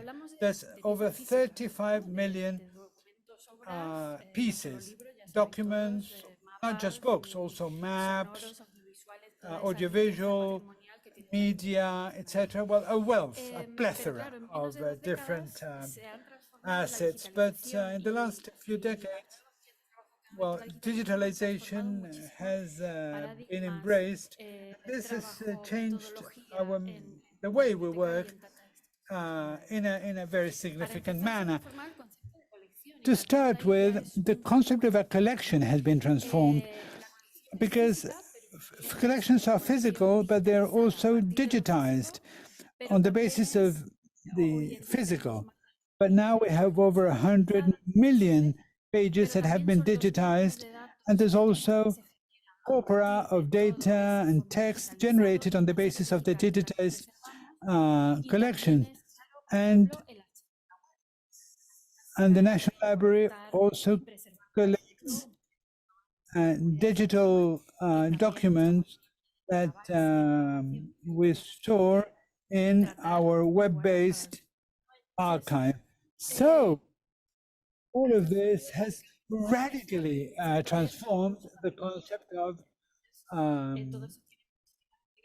a resource, and this has a lot of implications and huge potential. But going a little bit backward, we all know that digitization changed narratives to do with the dissemination of the activity of heritage institutions, the development of tools, the development of digital libraries that created new collaboration and dissemination environments. All of that was born relatively recently thanks to digitalization processes. And there you have an interactive book on the first edition of Tom Quixote that we have in the library. It was digitized in 2010. And we started thinking that we shouldn't just tell about our collections through the social media, but we should also add contextual information and multimedia elements to create something new. So with that concept in mind, that we started turning around in our heads in 2010 and 2012, we started thinking that we didn't just want to tell people what our library was doing and what our wealth was like, but also start becoming an active agent for the creation of new things on the basis of all of this acquis, all of this digital acquis. So this started creating new work projects that were radically different from what had been done so far. The library had the duty to be active when it came to promoting the use of different professional sectors generate new products and new narratives, and not just be based on the library, but also other people should be inspired by this and also create new assets. So in the library, all of that work, all of those work projects, reutilization work projects, were supported by the development of Red.es, and we called it Benelab. It's a web space, but it is particularly a strategic framework to bring together all of this work, all of these work projects. I'm going to show you a video which we shot a few years ago. It is already 10 years old. I still show it. Some of you will have watched it previously, but I think it's very good because it summarizes the idea we had when we started off a few years ago. It's just 2 minutes long. Esta es la Biblioteca Nacional de España. Está aquí. Y aquí. Y aquí. This is the Spanish National Library. It's here, here, and here. Y aquí. And here. Y aquí. And here too. Llevamos cientos de años custodiando el conocimiento en We todos sus have formatos. been taking care of knowledge for over 100 years. Archivistas y bibliotecarios. We are archivists, librarians, and we have helped scholars and researchers leverage on that knowledge, and we have many things have been achieved thanks to our work, but the knowledge belongs to one and all. We are all creators, and we should all be able to access it and own it and recreate it. That's now our goal. Since 2000, we have digitized thousands of pages, and we're still digitizing over 1,000 today. And that process is yielding fruit. Lots of scholars and researchers use our websites every day, but we want to reach other spaces. We want knowledge to give rise to new things, for it to be everywhere and for it to be part of everything we do. And everybody can reuse it to create something new, because this is the way you create culture, society, and technology. And this is the way to create a stronger economy. And this makes us all better. And this building used to be the National Library, but now it's just a physical shell. 300 years later, we are rebuilding a new erection. So now that erection is everywhere, and the bricks are digital, and the foundations are also new. What we want to do is promote digitization so that new audiences can harness all of that knowledge that we have been keeping. And this may be an invisible building, but it's going to become visible to one and all, because we are all going to be in it.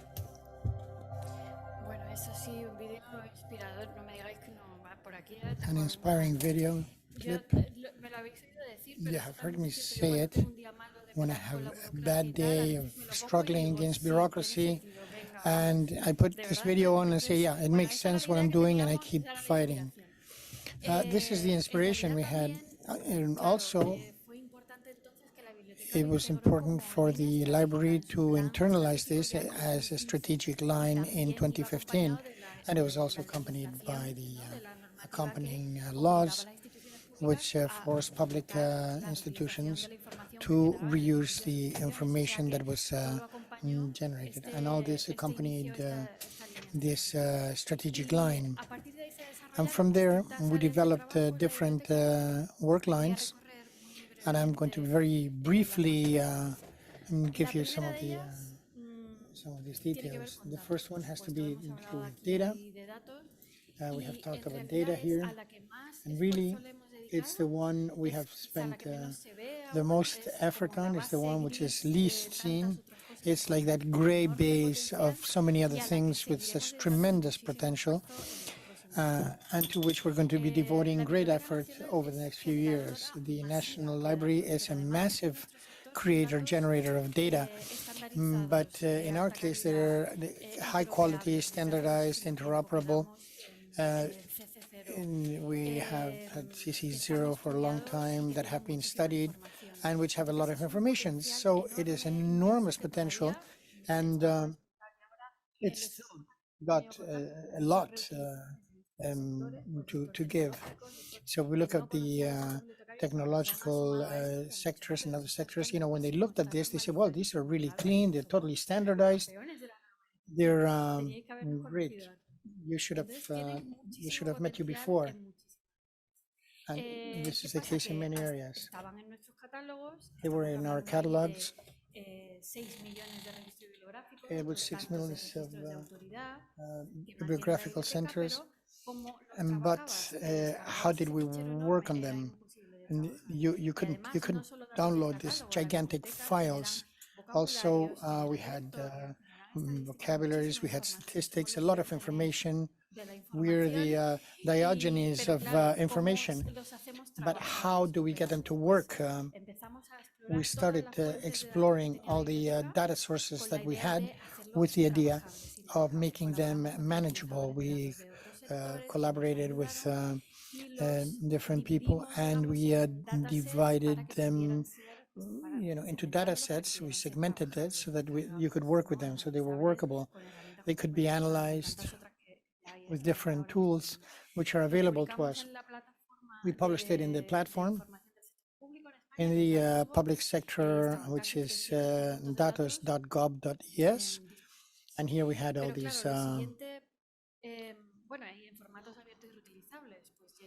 are open and reusable formats, JSON, CVC, etc. And CSV, sorry. And then we use this data as they would be used by researchers or anybody who analyzes large database data sources. So we started working with viewing tools. There are a lot now. A few years ago, this was really a blocking thing. They were few and they were expensive. Now we have many and a lot of geographical information. And then the next challenge was artificial intelligence. You are no one today if you don't exist if you're not talking about ChatGPT. And we collaborated with the National Center of Supercomputing in Barcelona, and they constructed a language model of Spanish based on a small selection of the web archive, 35 million words. And they built the Spanish language model, which was in third place after English and Chinese in volume and capacity. That, in fact, is a couple of years old, and it's obsolete because you can see that's GPT-2, so this goes at an incredible speed. But we also realized a lot of needs that we had to be able to use them in this context. Here, it's important to think how we have to know all these ecosystems of data infrastructures, data structures, and all these data that are standardized and the quality data in the library, that they should be important in those ecosystems, that they should be used in others and in addition to others. So this is this tremendous potential. Now, where we are now is in trying to get all these data sets instead of offering 300 data sets, and let's see if you can find the one you need. We're creating an interface, an access interface, which will provide easier access, which can be consulted using natural language with artificial intelligence. We're trying to get somebody who's not a librarian, who's not accustomed to interrogating library catalogs. You know, you can say, tell me about the works of female Andalusian authors who died in such and such a year, and then that you can consult, make this kind of consultations, and that's what we're working from. Apart from data, which would spend days and hours speaking about this. If you have time, I can stay here forever. But apart from all this work that has so many derivatives, what other projects have we looked at in this process? Well, some have been smaller. They have a few years. Some have more greater scope. But to give you an example, we opened up the possibility of creating interactive books on works of the National Library, and we worked with academic groups, and they generated interactive books starting from based on our works. Another one is another project which we're really fond of is Chef BNE, which we got these chefs to explore our collections, and they found old recipe books, the first testimony of how to make ice cream, how the first tomato sauce made in Europe, that kind of thing. And they recreated this. And it was a project that had a tremendous impact because they discovered a lot of inspiration to include in their menus and so on. It was great. And of course, I went to try all the dishes. It was wonderful. No, but really, it was great fun. And it was a small project, but it had a lot of impact. And they asked for a second part. And we said, no, we can't continue doing recipes. This is yours. There's your inspiration and we'll help you, but, you take over. And the two projects that of 2019 that were a little bit had a little bit of further reach are the ones that I'm going to mention very briefly. One of them is Comunidad BNE, community, BNE community. They have this crowdsourcing platform, and it's gone really well. We have a lot of cooperators. Some are super faithful that they wrench the projects out of our hands the minute we bring them out, and they are really. It really involves citizenships, citizenry. So anyone can cooperate to enrich the records of the company, adding information about all these there are things which normally we don't include in our bibliographical databases, or they help to improve transcriptions derived from digitization. We also EPUBs, different products, but all the information is integrated in our catalog. So it's a project of direct participation and very pure participation of cooperation to improve the knowledge base that the libraries have and hold for the future. And additionally, this also creates a lot of implications. Here we got group that, and we had T-shirts. They had their own account in social networks, and in the pandemic, in less than 24 hours, we completed the social projects. So it created a lot of involvement. And the other project was what Isabel has been talking about, is the BNE Escolar, which is the drive to use the materials of the collections of the National Library to in education for school children. And the library had always been concerned with this idea of this heritage and that it has to be known and used in educational context. And this is the integral realization of this project. What we started working with in 2019 was to create educational resources, always starting with heritage collections. We have teaching sequences or teaching plans with a lot of methodology. There are interactive videos. And the idea is simply to inspire. It's not that we want to create educational resources, but to have all the teachers, all these tools, so that they can create their own resources. So we work with the Ministry of Education very closely, with INTEF. We have a group of specialists in technology applied to teaching. We really learned a lot with this project, and now we are working on a second stage.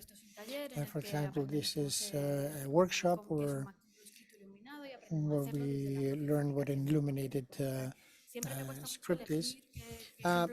It's always difficult because there's so many. It's difficult to choose projects. We had this beautiful plan in schools, but the pandemic really evolved in this second stage. We wanted to have more contact with the schools themselves, but we have a lot of examples of these provisions put into practice. The left, you see an example of collages. Here's another example that connects with the collections of the library with um, our surroundings, with the glasses which we make ourselves, creating your ideal classroom in 360.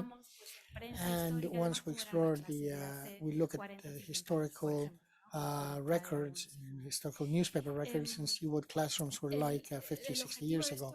And the idea is to have the teachers, the families who pick up on the inspiration and create their own resources, but they're also cutting axes that are really interesting. They create this reflection in the classroom.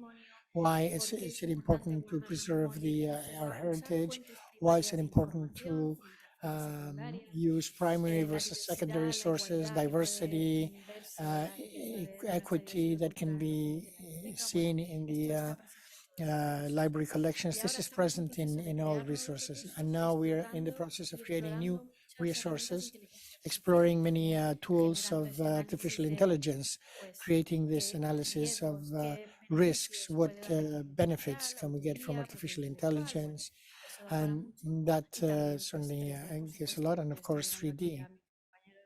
I'm looking at my colleagues here, and yes, we're working on possibilities with 3D, which I know these guys really love.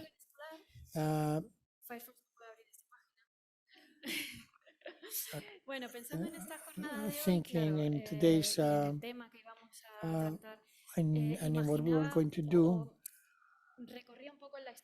I was looking a little bit at the history of the library examples.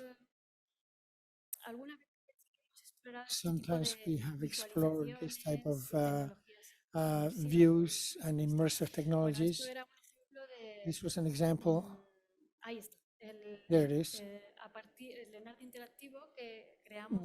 This is, and we created this with the Madrid codices from Leonardo da Vinci, and we recreated all this machinery explained by da Vinci and its codices. Also, in the Golden Age theater, here we recovered and recreated projects that created models and 3D representations of sets, also based on the text which described by the author how they constructed the sets.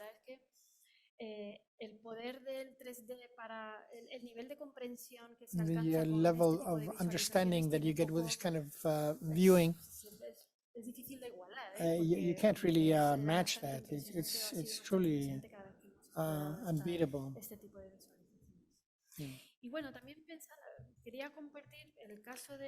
I also wanted to share the case of the Singapore library. We're a little bit out of Europe, which has really integrated a lot of technologies in 3D and immersive in many different aspects of its management and service. They use it for storytelling with children and also with adults, and also for exhibitions and to enrich the experience of users in the library. Everything over the free access collections and so on and so forth. So they make it, they give it use in many different directions. It's really well integrated and as an argument of dissemination and of service. I think that soon we will have those options as well.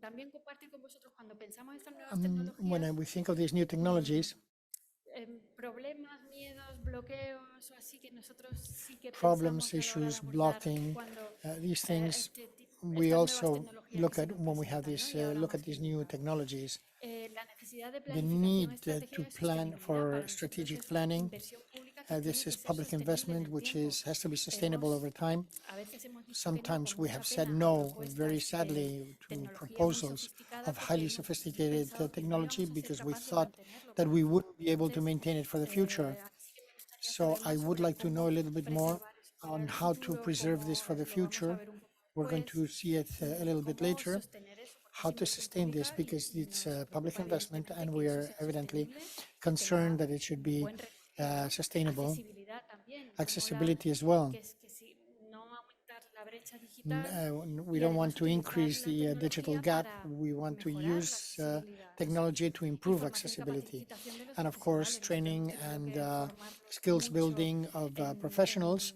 en cosas nuevas en los últimos And we años y have eso had también to requiere train a mucho. lot in new things, and that requires a lot ¿Y en of qué estamos training. trabajando? Muy rápidamente. And very quickly, what we're working on right Por now, supuesto, lo que os decía, explotación de what I was datos, saying, the muchísimos data frentes. Inteligencia artificial no use, solo para extraer artificial intelligence, conocimiento, not only to pues extract reconocimiento knowledge, automático de automatic imágenes, recognition of images, extraer conocimiento y permitir to descubrir más extract knowledge información a and to partir de las discover more colecciones, sino information, también but para also mejorar los procesos to bibliotecarios, improve ¿no? the La catalogación library automatizada, process, ya hemos visto que automated funciona muy bien y aportar cataloging, valor al trabajo de bibliotecarios and que se dedican a catalogar contributing y a describir work los recursos. and Nuevos formatos describing de narrativa, por resources. ejemplo, nos gusta mucho, New formats and estamos narratives. trabajando para We are explotar working el sonido. the Ayer sound, hablábamos, acompañar el sonido de toda esta experiencia accompanying the inmersiva ya sound of this sería whole immersive estupendo. O sea, el sonido tiene question would be mucho wonderful. componente y conexión de lo íntimo, lo This personal has a con lot lo of colectivo. connection with Eso, la verdad es que the esos son personal and the elementos que collective. queremos explorar. It's a Espacios world híbridos where we porque, want to digo explore hay espacios híbridos hybrid porque con BNLab spaces hemos trabajado en entornos because we have exclusivamente been digital, working pero claro, in enseguida nos dimos cuenta de que faltaba el settings which were componente strictly presencial, digital, ¿no? but Ver el feedback, ver si we needed funciona, that hablar cómo mejorarlo. Encima tuvimos la pandemia that por face-to-face medio, entonces component. ahora sí querríamos And so enriquecer now we would like la to experiencia digital enrich con the la digital presencial y expression with viceversa, porque es en esas intersecciones donde on-site salen las experience, cosas because buenas that's where you y get se avanza. really good things and you Y por advance. supuesto, And of alianzas, se ha course, mencionado aquí, sector creativo, alliances, the legal, creative es importante, ¿no? ¿Qué podemos hacer sector. con todo esto? What can we Datos, do with all these data innovación, corpuses, arte, todo eso innovation, art? crean muchísimas All puertas de all of colaboración. this creates a Y lot of siempre bridges for desde lo and colectivo, ella opportunities también, desde lo colectivo.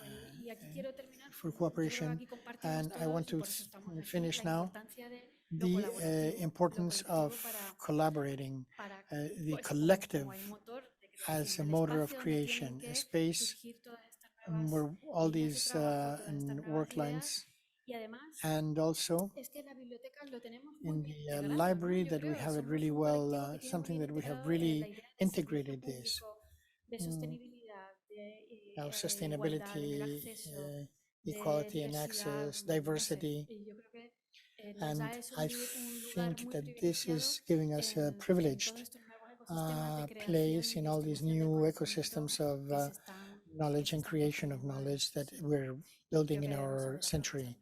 And I think we should be able to leverage it. Thank you very much.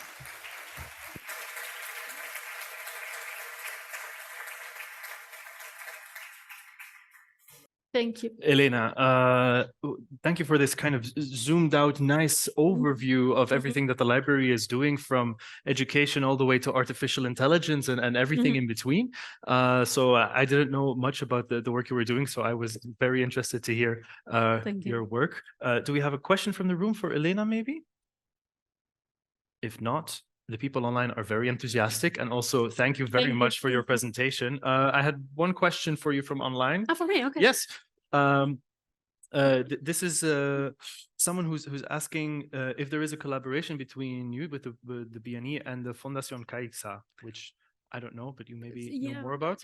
And they say, I think a link to arts is something very useful, but maybe you can... Not for the moment, Okay. but it's a good idea. No, yeah, we are exploring collaborations with foundations, we are initiating different areas of collaboration there. So thank you for the suggestion. Yeah, maybe they're from the Fundación I want to connect. Yeah, so if maybe he or she is from the Caixa and we can talk after. I'll send your email address. Okay, one last thanks for Elena. Thank you.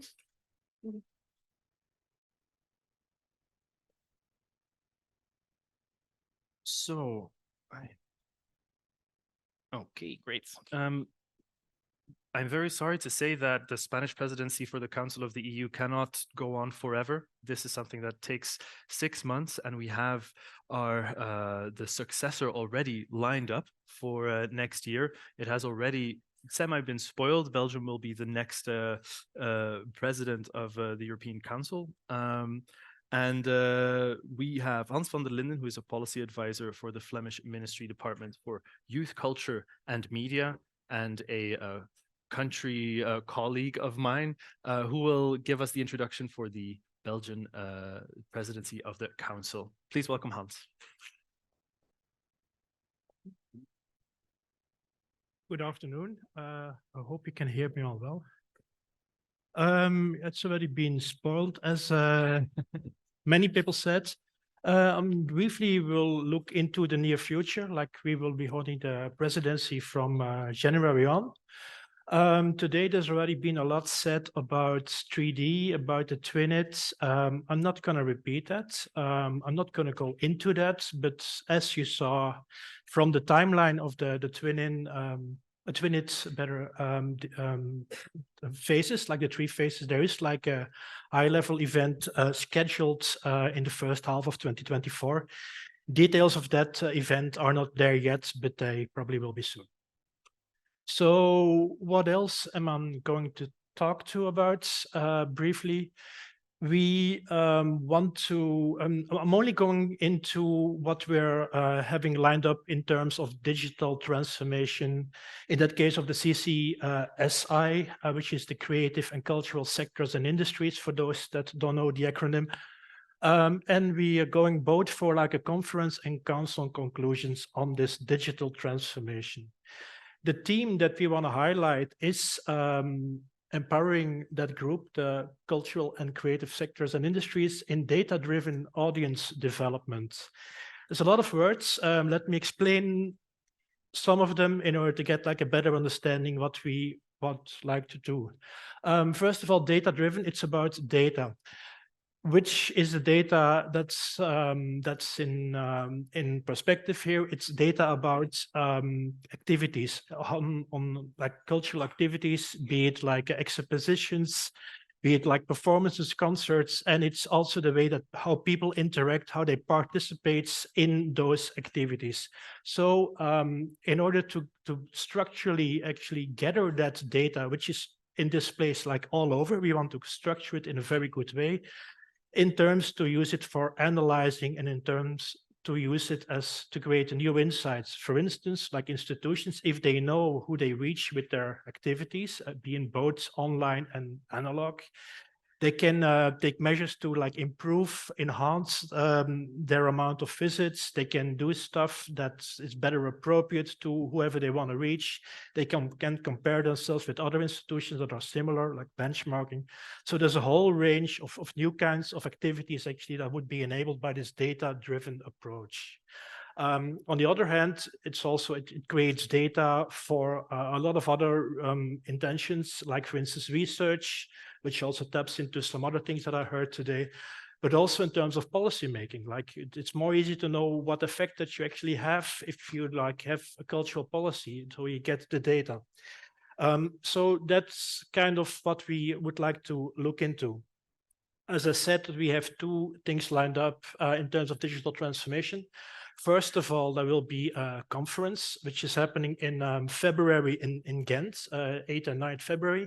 It's going to be like a hybrid setup as this one. And so it's going to be like a 2-day or 1 day and a half event, which is looking into some topics related to this data-driven audience development approach. Like, for instance, what type of policy framework do you need in order to achieve that? What do you want institutions to do? How should they react? Should they be able to, for instance, like make available their data on activities, on participation?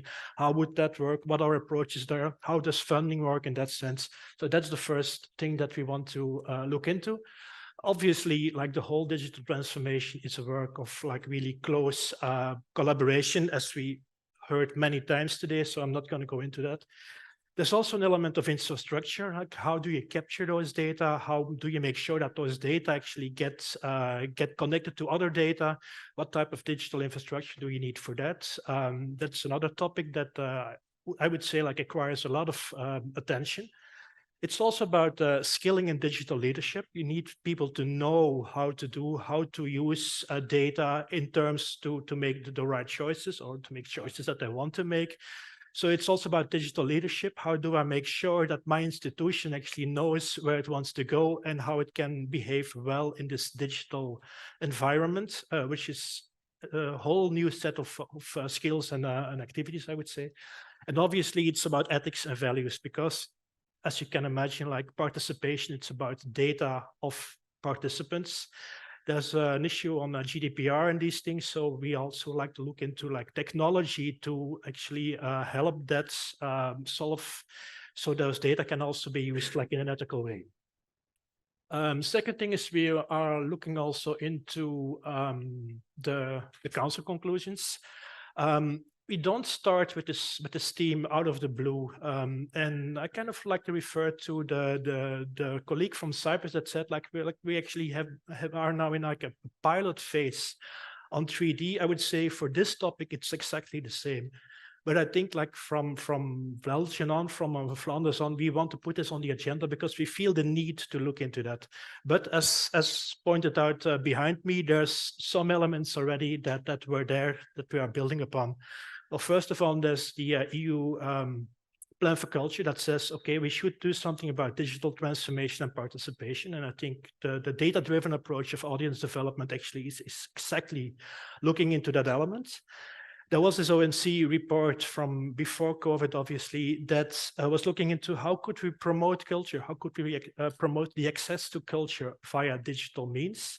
And then we have the more current Voices of Culture reports, which is about engaging digital audiences. But as I said, like we're looking both into the digital audiences and in the so-called the analog audiences. So it's about the whole spectrum of digital and non-digital cultural activities.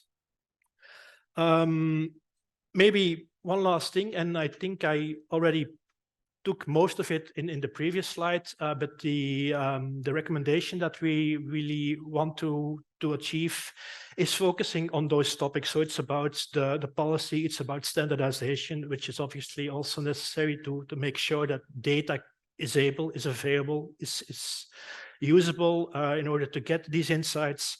It's about the skills, it's about connecting people, learning from each other, and it's about this ethics and this public values. And maybe one last element, we also felt the need to work on this because thanks to Europe, the reconciliation and recovery facility, we were able to do a project that was actually showing us that this approach was beneficial to look into. So that's why we thought it was very good to bring that forward as a topic for our presidency. Thank you.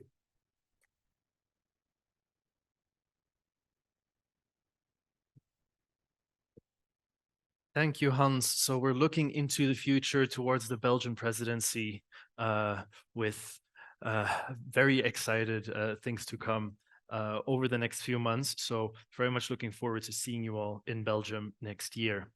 Now I would like to start to close this wrap up and leave you with some last things to think about as you go to your workshop and as you take the rest of the day. You've been here for a long time, so thank you all for joining us. To help me in doing the wrap up, we have Laura Guindel from the Ministry of Sports and Culture, who will join us with some of her reflections. Laura.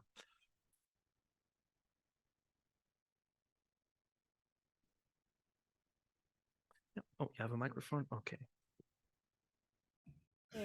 Hola a todos, no tengo micro aquí para moverme por el escenario. Hello, así I don't have a que microphone to move lo hago around the desde la stage, tribuna. so I'll do it from the lectern.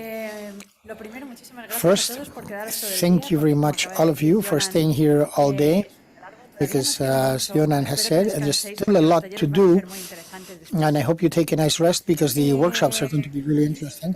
For me, it's been a Muy conference inspiradora. that was really Supongo que para inspiring. todos los que están I aquí suppose también, that for everybody who's here, desde las primeras charlas on the que nos first han introducido, talks, la recomendación, the la Unión recommendations, Europea, la campaña the Twinning, no solamente cómo se twinning construye, sino cuáles campaign, van a ser los próximos pasos. the next steps, Y estos tres maravillosos ejemplos and these wonderful que ya son los examples que van a ir a which are going la to exposición de Bruselas, que yo go estoy to the deseando verlos, Brussels exhibition, which I'm really y want espero to que looking sean todo forward un to éxito. seeing them, Estoy and I'm segura sure que that they esta will campaña be Twinning a precisamente true sea success, and ese that this hito twinning para que campaign impulsemos will be la the start digitalización to 3D entre todos. empower Tenemos mucho que 3D reflexionar sobre el digitization. copyright, We pero have a lot to work también nos han on mostrado in the area of copyright, ejemplos ya de buenas but we have been shown haciendo examples of best de practices Gearable en 3D, los ejemplos de Chipre, que in además the nos han examples from dado Cyprus, unos anuncios which gave us some inesperados muy buenos. unexpected Teníamos announcements, which gente were really good. trabajando And we en have el people proyecto 4CH who have been working in the que lanzó un 4CH project, where we webinar already en el have que a hablaban de webinar cómo podemos colaborar entre todos on how we can cooperate among all en of este us. tipo de grupos y de webinars For para these ayudar a types of todos a seguir groups and avanzando. webinars are going to help us Y por último, hemos advance. visto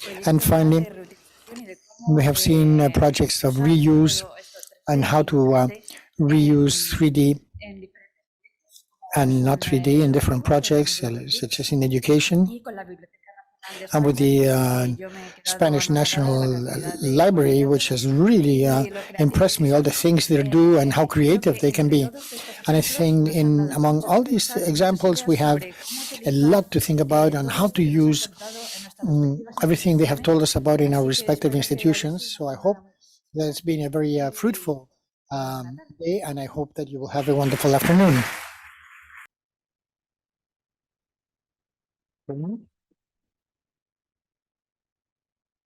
Thank you so much, Laura, for your reflections and your thanks.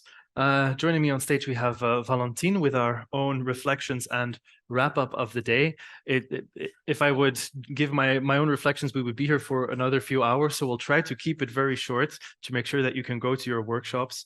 A few things that stood out of today is that it's very clear that these national strategies that Fulgencio talked about, for instance, are really crucial to reach the ambitious goals that the recommendation of the European Commission sets forth. The TwinIt program has really brought us together to start working towards these goals of these recommendations. Not only CHIs have been brought together, but also technical partners, external partners, like we saw with GiraVolt. So to me, one of the questions would be, what are the next steps to work as this unit that we are now? Yeah, can you hold me? Yes. The mic working? Yeah. So yeah, as I've talked to you about this morning, so the TwinIt campaign is in full swing. So we need to continue the work. So TwinIt is a campaign that is very much addressed to member state and cultural heritage institutions. But we also want to be a bit more inclusive and have other actors working around 3D to also support the campaign. So for that purpose, very soon, maybe this week, we will launch a label campaign where many professionals, from heritage professional, from local to regional actors, from people working in the educational sector. If you are doing anything around 3D and supporting the TwinIt campaign, you can apply to the label, and this label, you can associate it with your events, your initiative, and this will be a way to also for us to see how everybody is working on 3D and how we can use synergies between the work we are doing. So stay tuned. This is coming very soon. Lovely. Yeah, keep an eye out for that TwinIt label, hopefully very soon. Another thing we learned was that 3D is not only about the technical aspects, about the digitization. We really need to look at this from a holistic view. We talked about copyright today. We talked about the standards and the guidelines that we need to follow, the capacity building that is really crucial to bring to cultural heritage institutions so they have the expertise needed to take part in this whole program. So what are the mechanisms that Europeana and us as a team can support this for? Yeah. So yeah, to work around 3D, we have, as we have seen today, there are two things maybe you need. We need ideas. So we got a lot of ideas today. So I think we are all inspired. And you need also money. So I'm very pleased to announce that last week, I think, or very recently, the Commission has published a new call for proposals. So those are a call for supporting projects to the data space with several objectives. So increase the offer of 3D and XR content, advance on the digital transformation of cultural heritage institutions, foster reuse in different domains such as education, which we have seen promoted today, and also use AI and machine learning to improve user engagement in those areas. So the call is open. So yeah, the data space, we are very much interested in also joining forces in working on this. Also, if you have any question or need more information, there will be an info day next week, Tuesday, 24th of October at 10 o'clock, if I remember well. I'm looking at Phil again. So yeah, you can join this call online, and it's a way for you to understand a bit more what the call is about, the condition, and also an opportunities for you to ask your question. Thank you. We're very much looking forward to your proposals, to taking part in consortia with you, to look at this grant opportunity. Can I have a warm hand for Valentine, who helped us support this throughout the day? Thank you so much for all the work you did.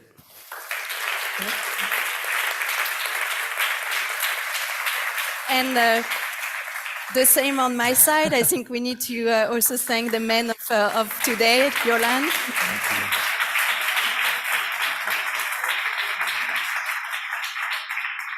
Thank you so much. We're a wonderful audience. Now it only rests me to remind you that we have workshops coming up, so don't leave yet, or leave for a little bit and come back for these workshops from Giravolt and from Built with Bits.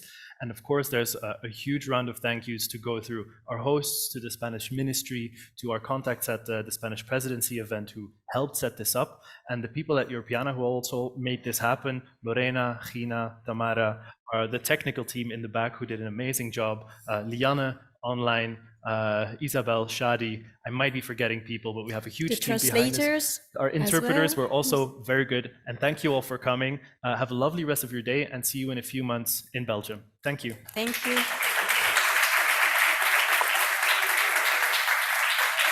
It's okay.